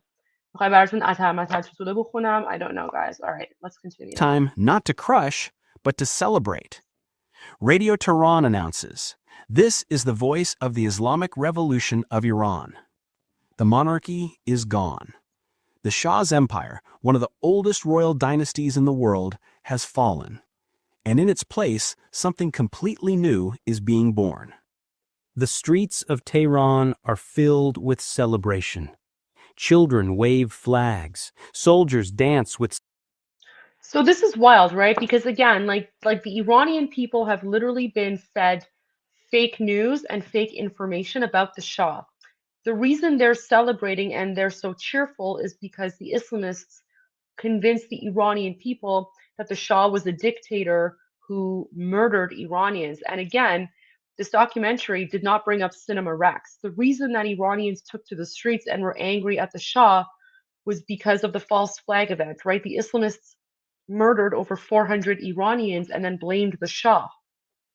So this here, like all of these like people cheering and whatever, the reason that they're thinking this way is because this evil demonic man and his supporters lied to the Iranian people. They lied to the Iranian people in order to justify overthrowing the Shah. but they were the ones who murdered Iranians. And so all those idiotic Iranians in the streets right now who are waving and cheering, they have no clue the hell that they have started for themselves. Civilians and families light candles and windows. But under the fireworks and joy, a question begins to form. What now? Khomeini sets up a revolutionary council, a group of clerics and trust. Yeah, you're absolutely right. 1979 disaster based on, it was based on fake news. That's the thing. That's what people need to understand. What happened in 1979 was literally based on fake news, taqiyya, and communist propaganda. Allies to guide the transition. They move fast. Prisons are opened, royal symbols are erased, and revolutionary committees, called comites, appear in every neighborhood to keep order. But soon, the excitement turns into confusion. Some committees act fairly, others don't. Old scores are settled. Those close to the Shah are arrested, and some executed. It's as if the nation, freed after decades of fear, doesn't quite know what. Guys, they didn't just execute, close advisors of the Shah. The jihadis executed anyone for any reason. They literally executed this, old woman who was one of the cleaners in the Shah's palace. The jihadis dragged her with her face bloody because they had beaten her. She was like a janitor in the Shah's palace, right? This poor old woman, and they executed her. They also executed women politicians, right? Women who had been politicians during the Shah's time, right? These are women who were democratically elected by the Iranian people to serve in the Majlis. Majlis is the Farsi word for parliament. The Islamists also took them and murdered them, shot them to death, executed them. Why? Because to them it was corruption against Allah for women to be politicians at that time. So, the fact that they're glossing over all of these executions, this documentary so far, it's literally like a ChatGPT documentary here. It's very, very low effort. I'm at this point, I'm like a 0.5 out of 10, right? Like, I wouldn't even give this a 1. I would give this a 0.5. To do with its freedom. In March 1979, the people are asked to vote. A simple question appears on the ballot. Do you want an Islamic Republic? There are only two options, yes or no. Random bro, I agree with you. Like this to me, 100% AI. Like this is AI because it's just taking like random buzzwords and statements. Like 0.5. I would not recommend this to anyone. Like this is not helpful whatsoever. Everyone votes yes. Khomeini stands before the nation and declares victory. He says, the Islamic Republic of Iran has been born. It feels like destiny, but destiny, as history shows, is complicated. New rules begin to shape daily life. Women are told to wear the hijab. Music on radio and television changes. Western movies disappear. Banks are told to follow Islamic law, and in schools, religion becomes a central subject.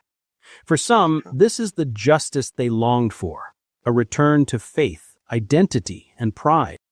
Do you see, so for these savage jihadis, the justice that they wanted was forcing women to wear the hijab, right?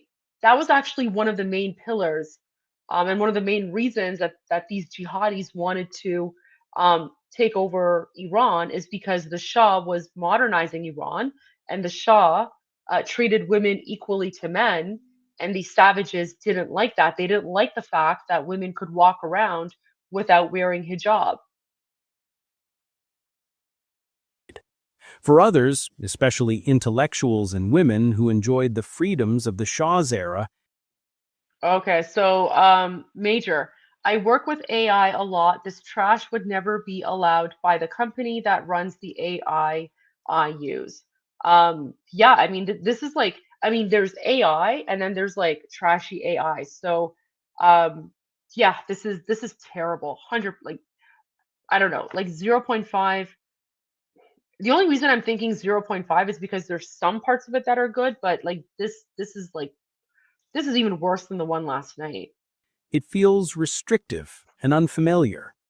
Iran is no longer just modern, it's something else now, revolutionary. Meanwhile, in the West, confusion reigns. America, once the Shah's closest ally, loses its stronghold in the region overnight. The balance of power in the Middle East has shifted. Other countries, Iraq, South So the reason that um, the Islamic Republic cut ties with America, I mean, from the fact that they're a bunch of savage jihadis, the Islamic Republic and all of these Islamists and communists were funded by the Soviets, right? So um, when the Islamic Republic took over, not only did they take Americans hostage, but then that's when they established a close connection with the Soviets because the Soviets helped to fund the Islamic Revolution, and the Soviets were an integral part of spreading that disinformation and fake news about, the Shah's a dictator and, Cinema Rex and all that jihadi nonsense, right? Saudi Arabia, even Egypt watch with both awe and fear. If a king could fall this easily, could others too?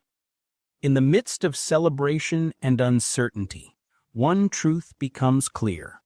Iran has rewritten its story. The age of kings has ended. The age of the people. No, it hasn't because the Shah never abdicated. The Shah never abdicated.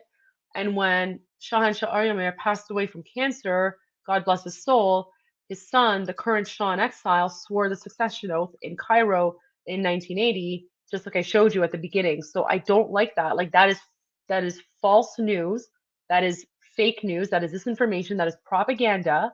Okay, because they are the communists and the Islamists are doing this in order to try and delegitimize the monarchy.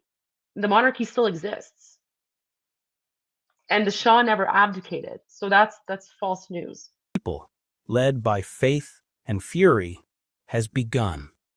The revolution is complete, but its consequences are only beginning. It is 1979, and Iran stands at a crossroads. The revolution has ended one chapter, the Age of Kings, and opened another, the Age of the Islamic Republic. Ayatollah Khomeini, now called the Supreme Leader, moves into a modest house in South Tehran.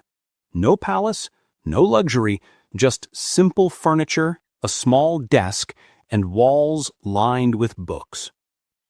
Yeah, so this is how these Islamists tricked people. They put out this image of oh, look at me, I'm just a simple man living in a simple house. Meanwhile, they've literally stolen billions of dollars from the Iranian people, put it in their own pockets. The current Islamic dictator of Iran, Khamenei, the one that the Shah had in jail because he was a terrorist, and the Shah showed him too much mercy by keeping him alive. That current evil demonic man is worth $80 billion minimum. $80 billion. That is exponentially larger than what the Shah was worth at the time. How the hell did this uneducated, inbred, savage cleric all of a sudden become worth $80 billion? No one ever talks about that. And then like these savages are so low IQ that they actually think that just by like, sitting in a plain house and sitting in a plain chair, that people will think they're like these spiritual men like monks or Buddhists or whatever. No, these are literally evil demons. They lie, they cheat, they steal. They've stolen hundreds of billions of dollars of Iranian money to not only line their own pockets, but they've also invested billions of dollars in their proxy terror groups like Hamas and Hezbollah and the Houthis. And those same terror groups come to Iran whenever Iranians want to rise up, and they murder Iranians because they are paid with the blood money of Iranian people to keep Iranian people suppressed and the Islamic Republic in power. So I don't like that. These people are not humble. They're worth hundreds of millions, if not billions of dollars. To millions, he is not a politician. He is a symbol of justice, faith, and independence. But building a new system is never simple. The air is full of energy, ideas, and arguments. Some want a democracy with Islamic values. Others want full religious control. And many, after decades of dictatorship, just want peace and bread. What sort of dictatorship? So again, that's total nonsense. Decades of dictatorship. If Iran was a dictatorship, how the hell did the Shah give Iranian women the right to vote in 1963? Women in Iran had the right to vote before women in Switzerland and Portugal, and apparently Sweden as well. How the hell could Iran be a dictatorship if Iranian women were given the right to vote? Oh, and by the way, what sort of dictatorship was this where this narrator just said a few minutes ago that the Shah was progressive and the jihadis came in because they didn't like the fact that the Shah was modernizing Iran and, liberating women, and as soon as these jihadis came in, they forced women to cover their hair and turn them into second-class citizens again. So where's it? Is the dictatorship the one where you have the Shah giving women the right to vote, or the one where these Islamic clerics force women to wear the hijab and turn them into second-class citizens? Do you see the false narrative here? Do you see the lies and the contradictions? This is why we Iranians, we don't watch documentaries about the 1979 Islamic Revolution in English, because it's all propaganda and it's all fake news. And unfortunately, this is what non-Iranians watch, and then you guys think that this is the truth, but this is literally the farthest thing from the truth. This is the narrative that the jihadis and the Islamists put. The Revolutionary Council begins drafting a new constitution. It includes elections, but also something unique: the concept of velayet-i faqih, or guardianship of the Islamic jurist. Velayat-e-faqih basically just means an Islamic dictatorship, right? So velayat-e-faqih means that the Islamic dictator speaks on behalf of God and he dictates everything. So do you see how the taqiyya works? They complained. These Islamists complained about the Shah being a dictator, and then they literally brought in their own dictatorship, an actual dictatorship, by the way, because right now the Islamic Republic is a dictatorship that is governed by these evil jihadi clerics who control the show. Do you see how wild it is? They accused the Shah of being a dictator, and yet they're the ones who actually created a dictatorship in Iran and started murdering Iranians in the name of Allah and Islam. This means that the country will have elected officials, yes, but the highest authority will be a religious leader who ensures that all laws stay true to Islam. Did you catch that? So, oh yeah, we'll have elected officials, but at the end of the day, it's going to be this uneducated, inbred, savage, jihadi Islamic cleric who dictates what the laws of the country are going to be. That's why Iran is occupied by an Islamic dictatorship right now.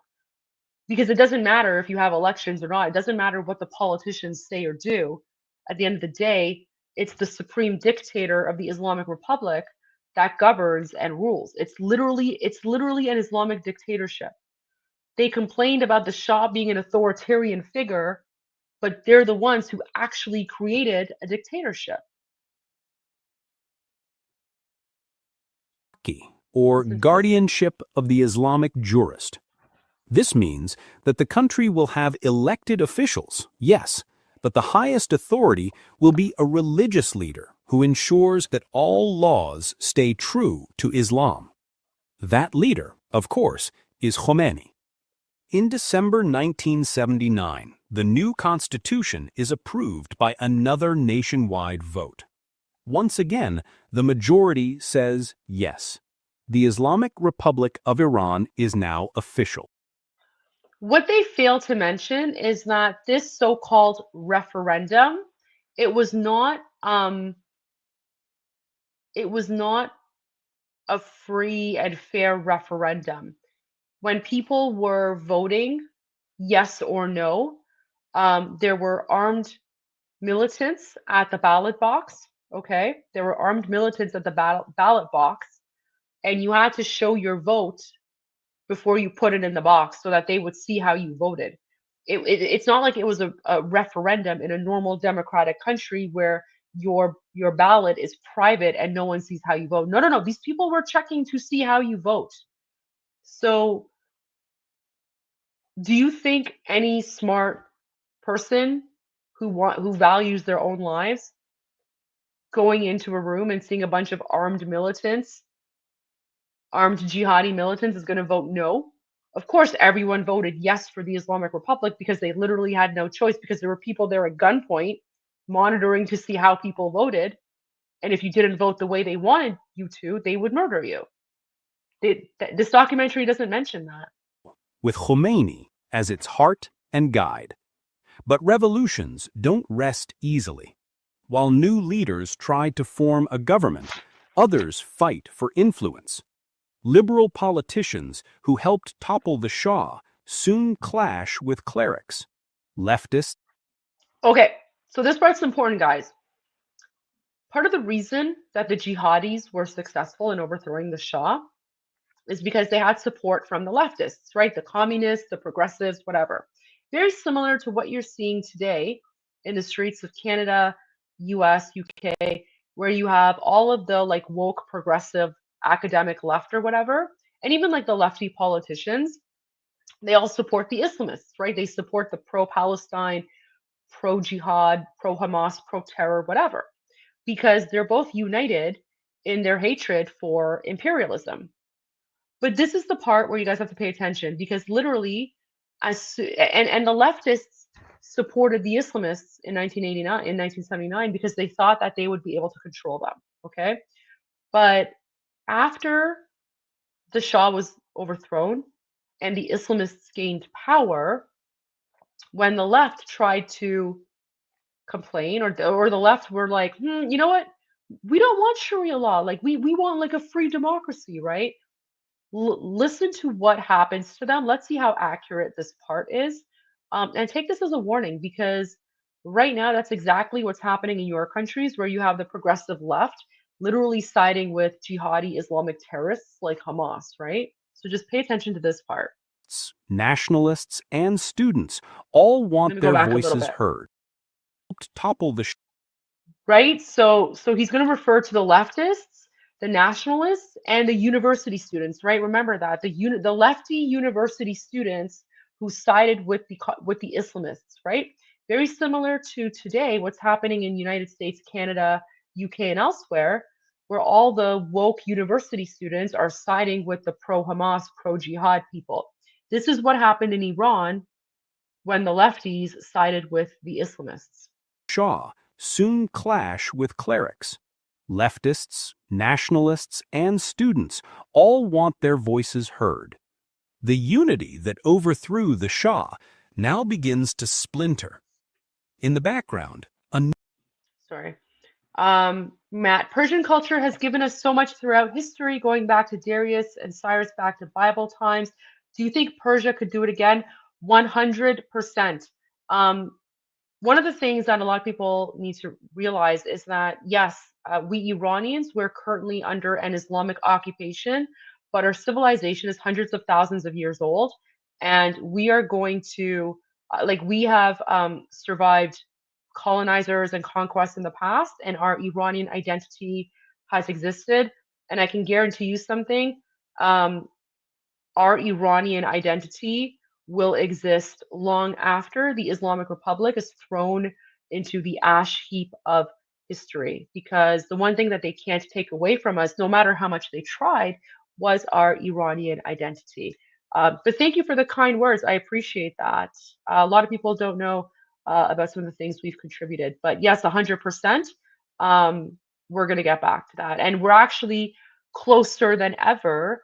And I have a feeling that it's going to happen sooner rather than later. So stay tuned. New rhythm emerges, one of discipline and control. Revolutionary guards, known as the Pasdaran, are formed to defend the revolution. Sorry. Okay, so Justin, I've been saying that to people, that leftists are just useful idiots for now. They don't know what they'll do to them if they win.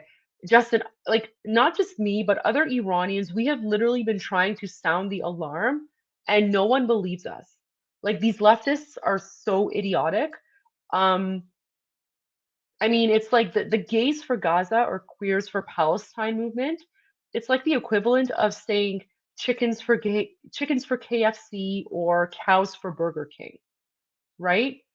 And I don't understand why these leftists are so uneducated and they don't learn, because you're about to hear what happened to the leftists in Iran after the Islamic Revolution.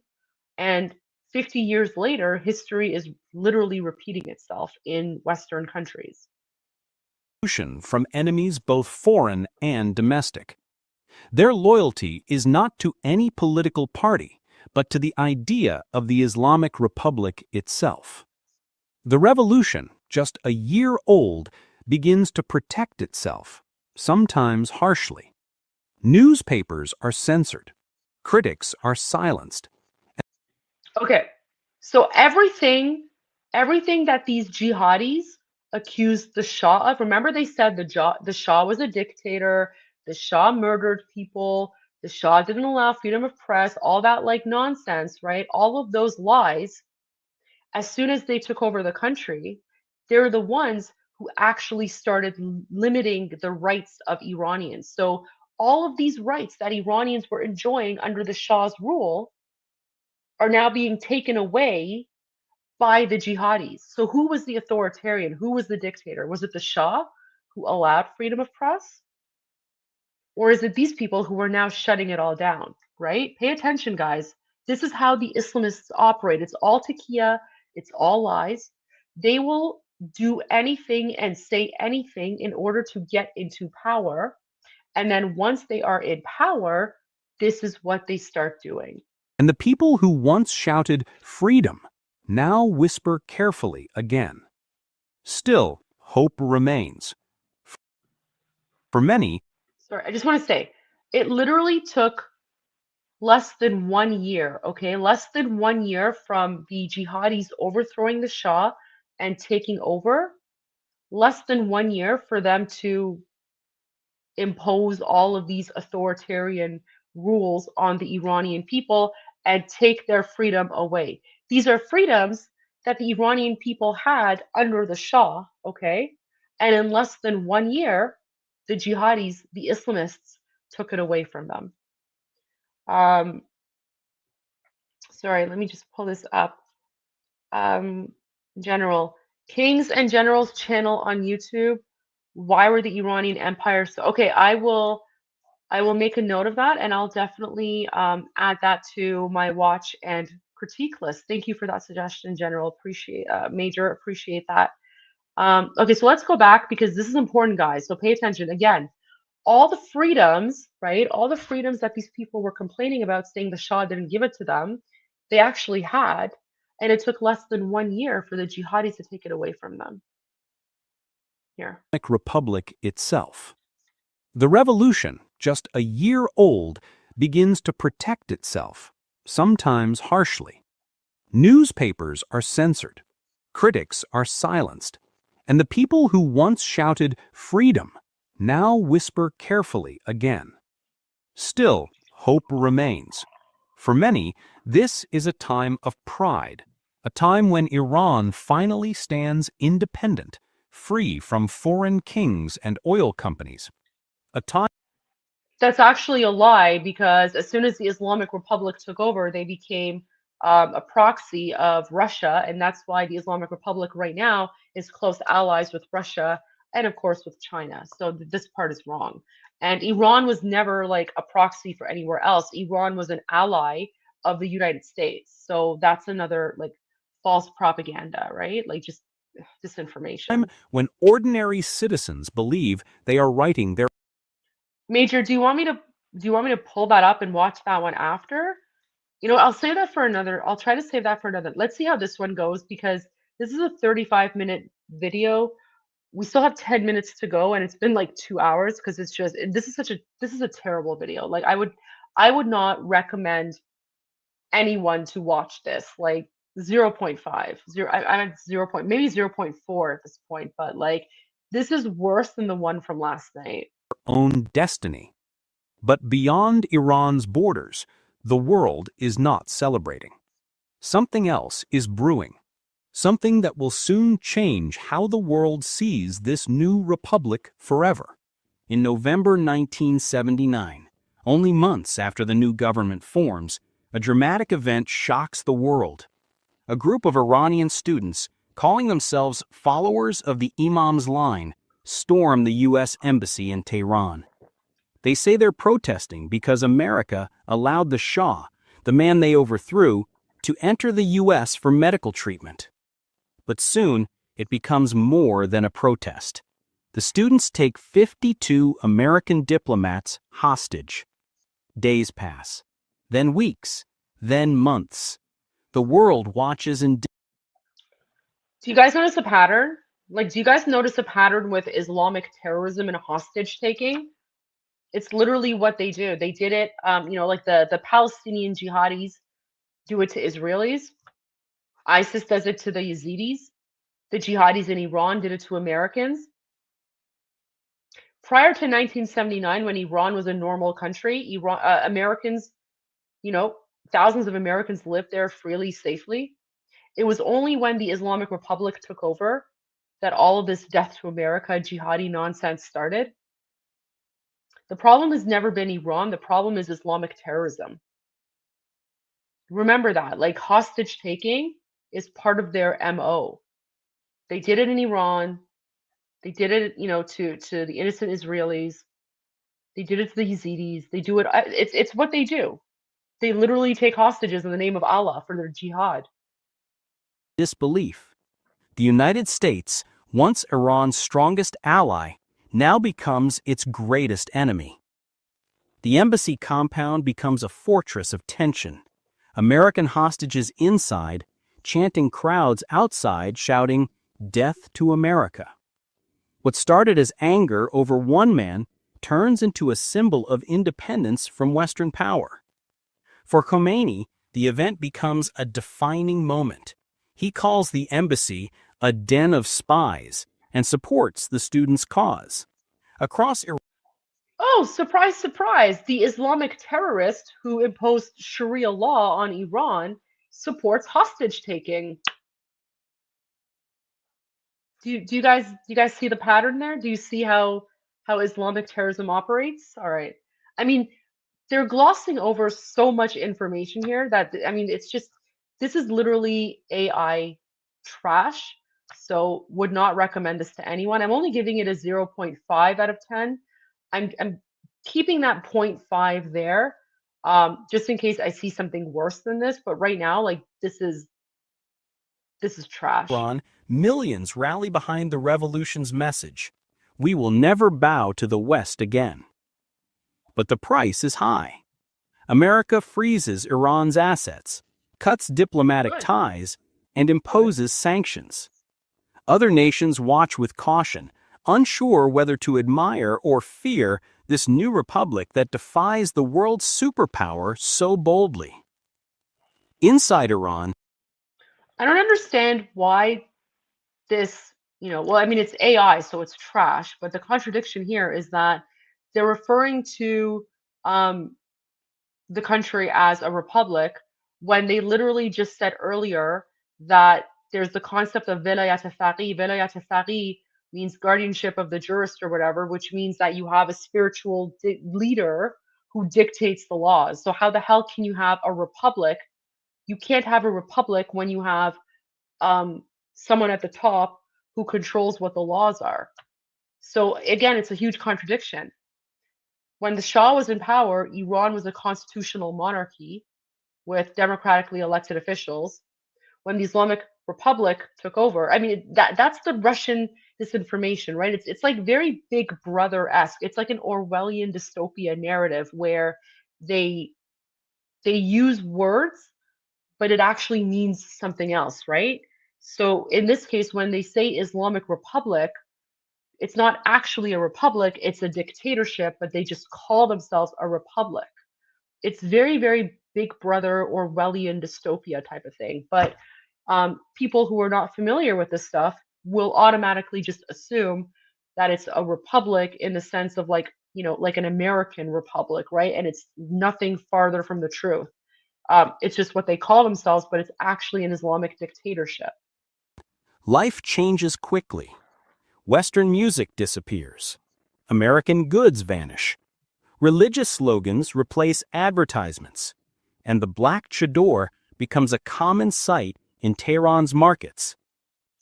So the chador is like this giant black veil that women were forced to wear because of Sharia law. And it just makes them all look like trash bags, right? So prior to 1979, Iranian women could choose whether or not to wear hijab or cover their hair.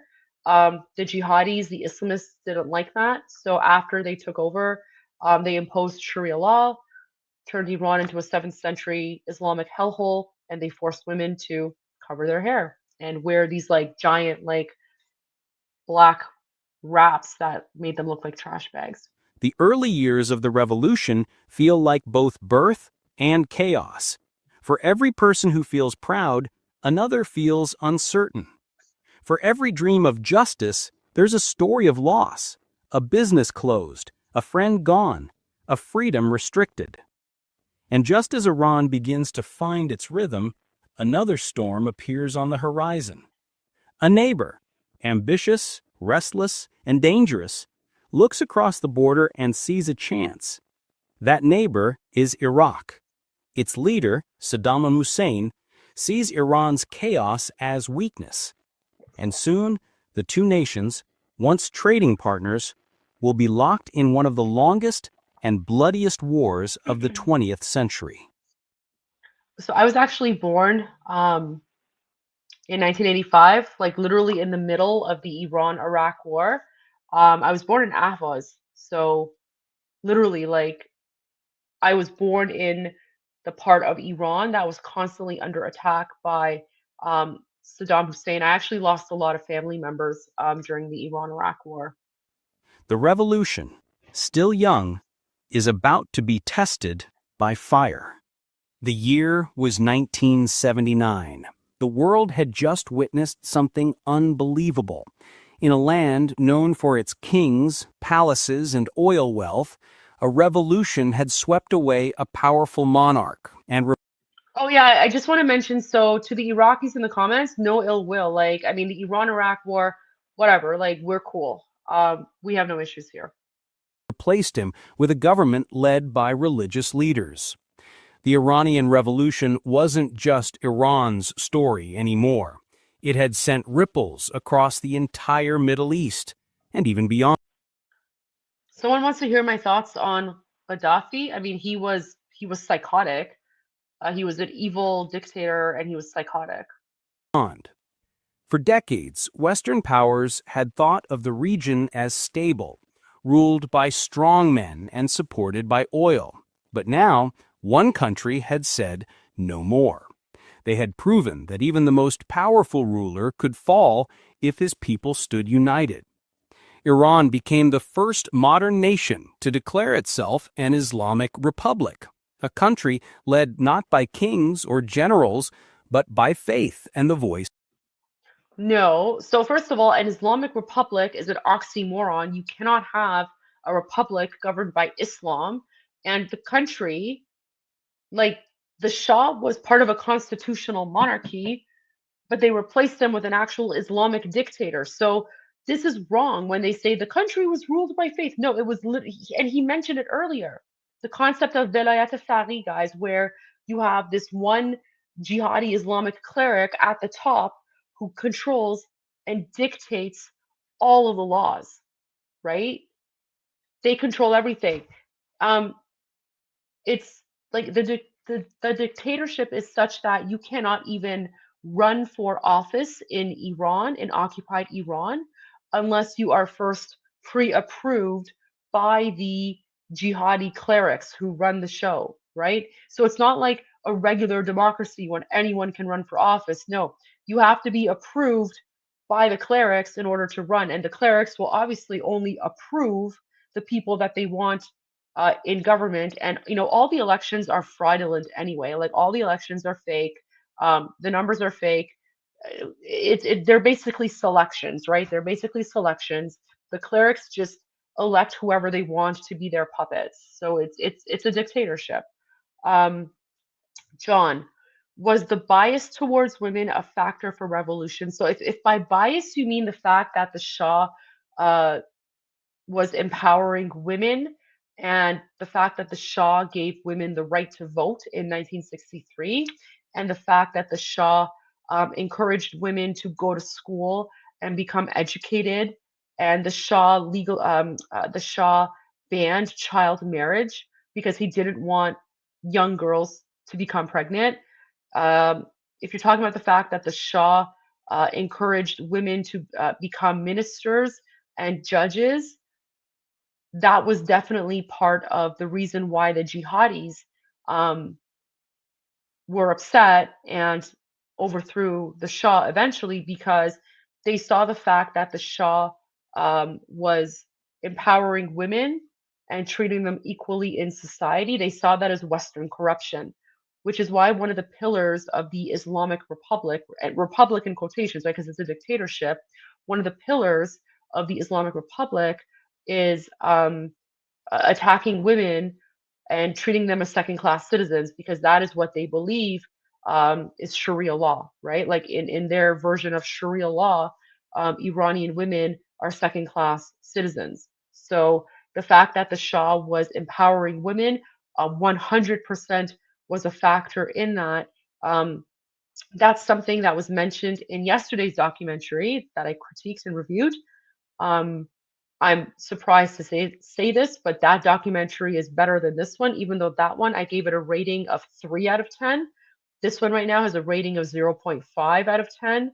But yes, the fact that um, the Shah was empowering Iranian women upset the jihadis and was a factor in the Islamic Revolution.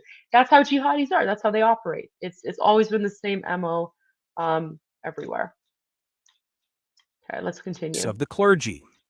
For many Muslims around the world, this was deeply inspiring. They saw ordinary people rise up, defy tanks and armies, and claim victory in the name of religion and justice. In the streets of Cairo, Wait, I want to go back a little bit because this is important. So, what happened in Iran with the jihadis taking over was pretty much what inspired a lot of these Islamic radicals in other countries to do the same thing. So, the Islamic Republic is one of the main reasons why we have Islamic terrorism, because what happened in Iran inspired the other radicals in other countries to do the same. Okay, let's go back a little bit because this part's inspiring. important. They saw ordinary people rise up, defy tanks and armies. Wait, A powerful ruler could fall okay. if his people stood united. Iran became the first modern nation to declare itself an Islamic republic, a country led Oxymoron. not by kings or generals, but by faith and the voice of the clergy. For many Muslims around the world, this was deeply inspiring. They saw ordinary people rise up, defy tanks and armies, and claim victory in the name of religion and justice. In the streets of Cairo, Beirut, and Karachi, young men and women began to wonder, could we do the same? But to others, especially in the West, the revolution felt like a shock wave. The once reliable Shah was gone, and in his place stood a new kind of leadership, one that did not bow to Western interests. Okay. I just want to. So Rod says, I'm American. I was a teenager in 79 when the diplomats returned after 444 days. I watched their interviews.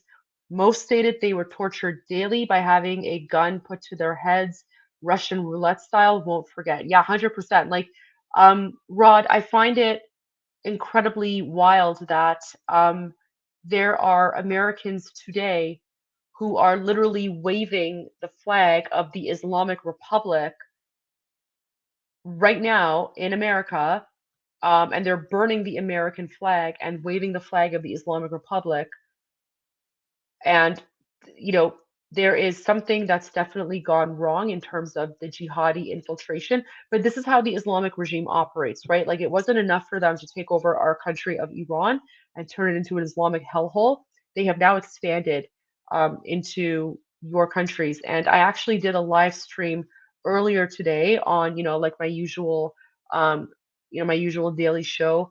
And it's actually called USA versus Iran, and there's a segment there where I actually share a video of this white American guy in the United States who's literally waving the flag of the Islamic Republic. And he actually looks like an older man. So he looks like someone in his maybe 60s, I think. So, like, to me, like, that's someone who should be aware of the American hostage crisis, right? And what the Islamists did to Americans. And yet he's literally waving the flag of the Islamic Republic, right? Again, that's the Allahu Akbar flag of the jihadis. The flag behind me, that's the flag, the real flag of Iran. That's the flag of Iran before 1979 when Iran and America were allies. So not only is it wild for me to see like Americans waving that jihadi flag, it's also an insult to me because those Americans are waving the flag of the savages who took my country hostage 47 years ago, and then now they're coming into your countries. So there's definitely like an indoctrination problem, and I think Americans need to take it much more seriously than that. But thank you for your thoughts and for sharing that. I appreciate it very much. Then came one of the most dramatic moments in modern politics, the U.S. Embassy hostage crisis.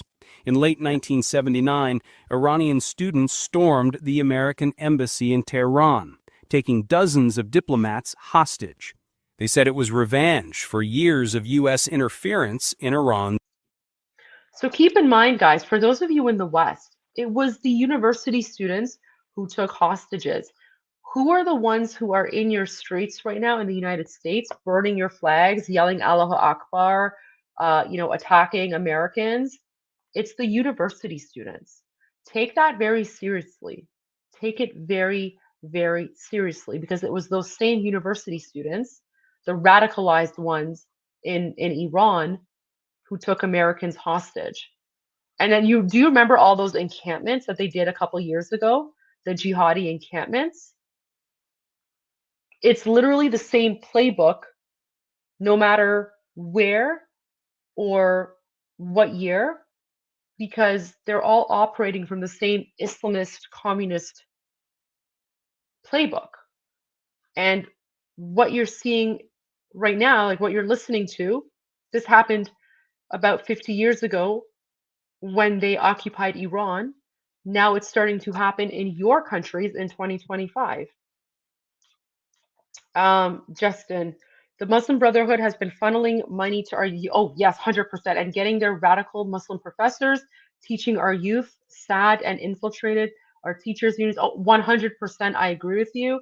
Muslim Brotherhood is a big, big problem.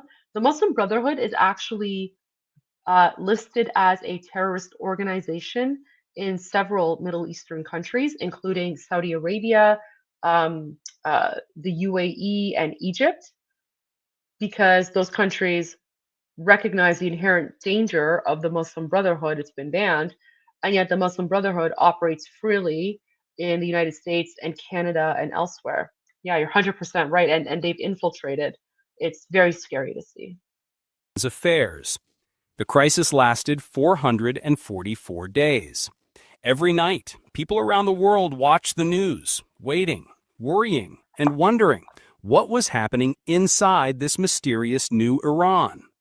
It wasn't just about politics anymore. It was about identity. For the first time in centuries, a Muslim-majority nation had stood up and said, "We will not be ruled by foreign powers. We will define our own." That's utter bullshit. Iran was never ruled by foreign powers. Like, that is complete and utter bullshit and nonsense. That's 100% propaganda. It's just part of the Islamist jihadi propaganda, right? Basically, like, the Shah was an ally of the United States and he was an ally of Israel, right? Like any normal country. And the jihadis didn't like that, so they spread this lie of the Shah being a puppet, but they have no proof, nothing to it's just basically these buzzwords and talking points, right? It's similar to how like the jihadis talk about like the fake genocide, right? Oh, there's a genocide in Gaza. There's no genocide in Gaza. But it's like you repeat the same nonsense over and over again, people will eventually believe it, right? It was the same thing here. Oh, the Shah was a puppet. They say that, but they have no proof to back it up in any way, shape, or form. Path. That message echoed far and wide. From Turkey to Pakistan, from Lebanon to Saudi Arabia, leaders, activists, and ordinary citizens began to look at their own governments differently. The revolution had changed the conversation. It made the world realize that religion and politics in the Middle East were not separate stories. They were one. But change always comes with a price. The new Iran soon found itself surrounded by enemies. Some feared the revolution might spread, others simply wanted revenge. In 1980, Iraq's leader, Saddam Hussein, saw an opportunity. He believed Iran was weak and divided after the revolution, so he attacked. And thus began one of the longest and bloodiest wars of the century, the Iran-Iraq War. So when the Shah was in power, Saddam did try a few times to like test the waters with the Shah, and the Shah literally put Saddam in his place. Saddam was terrified of the Shah. One of the main factors for peace in the Middle East prior to 1979 was the Shah of Iran. He was so powerful, and he made sure all the other countries basically like behaved. And the fact that the Shah was a big ally of Israel, right? Like Iran and Israel were huge allies. That also contributed into peace in the Middle East. But you can see like these savage jihadi terrorists, as soon as they took over Iran and turned Iran into a 7th century Islamic hellhole, all of the other countries realized, oh, these people are stupid and weak and uneducated. All they care about is Sharia law. So that's what Saddam Hussein did. He was like, I'm going to attack. And he basically tried to annex several parts of Iran, including where I'm from, Khuzestan. He tried to annex the province of Khuzestan, among other things. And then that's what started the Iran-Iraq War. And this documentary is probably not going to mention it, but during the Iran-Iraq War, Palestinians actually went to Iraq and joined Saddam Hussein's army, and they murdered Iranians. I have no ill will towards the Iraqi people, because what happened during the Iran-Iraq War, it's politics, right? Like it's politics, it happens, whatever. But my question is, why the hell did Palestinians go to Iraq and join the Iraqi army so they could have an opportunity to murder Iranians? That, for me, that's personal. Not just for me, but for many Iranians. Like, why the hell would you join a war that has nothing to do with you? But they did it because they are a bunch of savage jihadi mercenaries. Like the Palestinians, guys, they're literally the mercenaries in the Middle East. Wherever there's a war, they'll go. If there's ever an opportunity to murder Iranians, they'll be there. They joined Saddam Hussein's army to happily murder Iranians in the 1980s, right? In the Iran-Iraq War, the Palestinians were murdering Iranians, and now all of a sudden, they expect us to be sympathetic to them. This is why Iranians hate Palestine. Well, I mean, I shouldn't even say Palestine, because Palestine doesn't exist. This is why we despise these mercenaries, and this is why Middle Eastern countries, not just Iranians, right, don't welcome them. There's a reason that Kuwaitis hate them. There's a reason that Jordanians hate them. There's a reason that Lebanese hate them, Egyptians, right? Because these jihadis are the mercenaries of the Middle East. And I still don't have a good reason for why Palestinians went to Iraq and joined Saddam Hussein's army during the Iran-Iraq war. Bunch of savages, that's what they are. Long years, both nations suffered deeply. Cities were bombed, families were torn apart, and a whole generation grew up under the shadow of war. Yet even in pain, the revolution survived. The new Islamic Republic proved it could endure both foreign threats and internal struggles. And through it all, Ayatollah Khomeini's words echoed. So that's utter nonsense. The only reason that Iran or the Islamic Republic won is because as Iranians, our national territorial integrity is very important to us.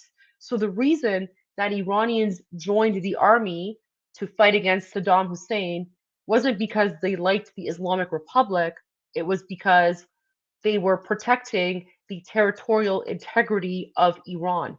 One thing that this doesn't mention is even during the Iran-Iraq war, the Shah of Iran at the time in exile, right, the son of the Shah, because the Shah passed away from leukemia in 1980, God rest his soul. So his son, the current Shah of Iran, who's in exile, he was a trained fighter pilot.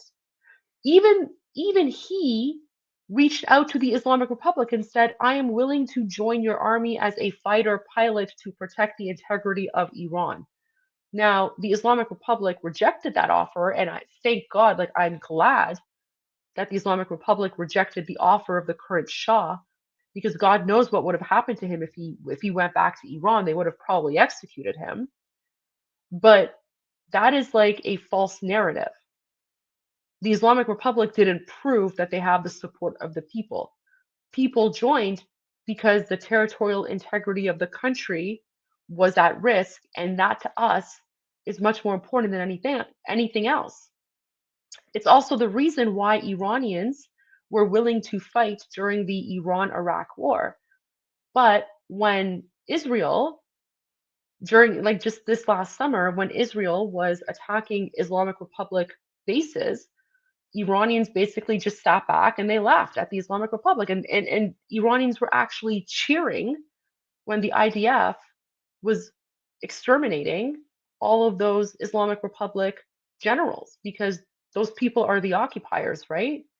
And it's a very different context. Israel was not attacking the Islamic Republic to annex land. Israel was attacking to weaken the Islamic Republic, which is a welcome thing for the Iranian people, whereas Saddam Hussein was attacking because he wanted to annex land.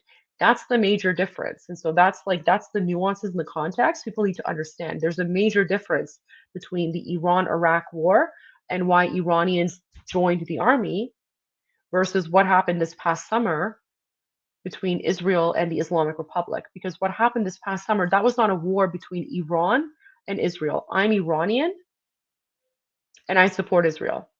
What happened was a war between Israel and the Islamic Republic, which, by the way, the Islamic Republic started in 1979 when they took over Iran. So that's a very important context here. And this documentary does not mention that nuance. Our revolution is not just for Iran, it is for all the oppressed of the world. That message inspired many, but also alarmed others. Neighboring countries began to tighten control, fearing that similar uprisings could happen within their borders. In Lebanon, a new group called Hezbollah emerged, inspired and supported by Iran. No, not just inspired and supported. It wasn't supported by Iran. Hezbollah was created by the Islamic Republic and is fully funded by the Islamic Republic. And that was the Islamic Republic's attempt to do in Lebanon what they did in Iran. And unfortunately, Lebanon has been destabilized. Lebanon used to be a Christian majority country. And then all these Islamic terrorists who took over our country in 1979, they went to Lebanon next. Across the Arab world, people started to speak. They also forgot to mention about Lebanon that it wasn't just Hezbollah. the Palestinians also joined Hezbollah in order to destabilize Lebanon, right? Like again, the Palestinians go everywhere. They're the mercenaries of the Middle East. Wherever there's war, they will be there because they love killing and murder and torture and rape and all that jihadi nonsense. More openly about injustice, corruption, and faith. Meanwhile, in the West, Iran became a symbol of both mystery and defiance. Diplomatic relations were cut, sanctions were imposed, and a wall of misunderstanding grew between Iran and the world. What sort of wall of misunderstanding? What's there to misunderstand when you have a bunch of savage Islamic jihadis who yell death to America? What's the this documentary is utter trash. Like this is literally AI gutter trash. Inside the country, life changed too. There were new rules, new dress codes, new schools, and a new sense of pride mixed with fear. What is this new sense of pride that they're speaking about? There's no new sense of pride. Oh my gosh, like they're trying to romanticize the country turning into a 7th century Islamic hellhole governed by Sharia law. There's no sense of pride. This is utter nonsense. Women wore hijabs by law, but many also So how is that pride? How is forcing women to cover their hair giving them a sense of pride? This is utter nonsense right now. entered universities in record numbers. The youth grew up hearing about martyrs, sacrifices, and the dream of independence. Over the years, How the hell does martyrs and sacrifices equal independence? This documentary right now is literally romanticizing jihad. Martyrdom is not a good thing, guys. Martyrdom is basically a cult of death. Martyrdom is a horrific thing. It's part of jihad. It's part of like the global caliphate, right? These people glorify martyrdom because they say if you murder people and if you die on the road to Allah, then you go to heaven and you get your 72 virgins. This is disgusting propaganda right now. Iran faced ups and downs, economic struggles, political divides, and waves of hope followed by frustration. But the What waves of revolution hope? remained a living memory, a story of transformation. Even today, decades later, its echoes can still be heard in the Middle East.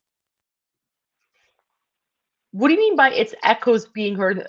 Are you referring to I don't know, Hezbollah destabilizing Lebanon? Are you referring to the Houthis and their, civil war against the Yemenis government and the famine? Are you referring to Gazans who constantly murder Israeli people? Are those the echoes in the Middle East you're referring to? Or are you referring to the fact that the Islamic Republic has been murdering Iranians, hundreds of thousands of Iranians, for the last 47 years in the name of Allah and Islam? Is that like the echoes you're referring to? Like, this is utter garbage. Like, I want to give it a 0. The only reason I want to give it a 0.5 is because this is only the second documentary that I've watched. And I don't know, there might be something worse than this. But this is pure AI gutter trash. In every protest, in every chant for justice, there's a faint reminder of 1979, of a nation that dared to rewrite. That's okay. So he's talking about protests and chants for justice in occupied Iran. Those are literally people who are protesting against the current Islamic Republic, and yet he's somehow like romanticizing this and making it. Oh my gosh. Its destiny. The Iranian Revolution was not just about the fall of a king. It was about people, ordinary men and women, who believed. No, it wasn't. This was about a savage jihadi who lied to the Iranian people by claiming that the Shah burned people alive in Cinema Rex in order to justify overthrowing him, and he was funded by the Soviets at the time as well. That's what it was about. It was a fake news jihadi revolution. That their voices mattered. It reshaped Iran. Okay, if Iranian people's voices mattered, then why the hell did he impose Sharia law and turn Iran into a 7th century Islamic hellhole? Sorry, guys, like this is just wild. It reshaped the region. And it reminded the world that history is never written by power alone, but by those who refuse to stay silent. From the rise of empires to the fall of kings, our world is built on stories like this one. If you'd like to keep exploring them with us. Okay, guys, utter and complete nonsense. So to the Iranians in the chat who have lasted this long watching this torturous piece of garbage nonsense with me, what would you rate this out of 10? I mean, this documentary is literally like, yeah, Fat on, you're absolutely right. Like this documentary is twisting history to glorify Islamic jihadi violence 100%. I don't know, what would you give this rating out of 10? Like, I think 0.5. Like, I want to give it a 0, but there might be something worse than this, right? Um, I know, minus 1,000. Guys, I wish 0.1, but do we actually think that, I mean, we could find something worse than this, right? Um, you know what? I think I have to go with the 0. Like zero, like this is the worst nonsense I've ever seen. Okay, so someone is asking in the chat, Goldie, are there documentaries we should watch? I've been watching you since women and girls were being murdered. I can't believe there are barely any documentaries nor even news about it. So, SONTX, thank you for the question. So the purpose of what I'm doing right now is I'm I'm watching English version documentaries of the 1979 Islamic Revolution to see if I can find a good one because so far, like one of the reasons that we Iranians we don't watch these documentaries in English because they're all full of propaganda, fake news, or lies. Just like this one, which I think we have to go with 0, guys. Like this one's a 0 for me.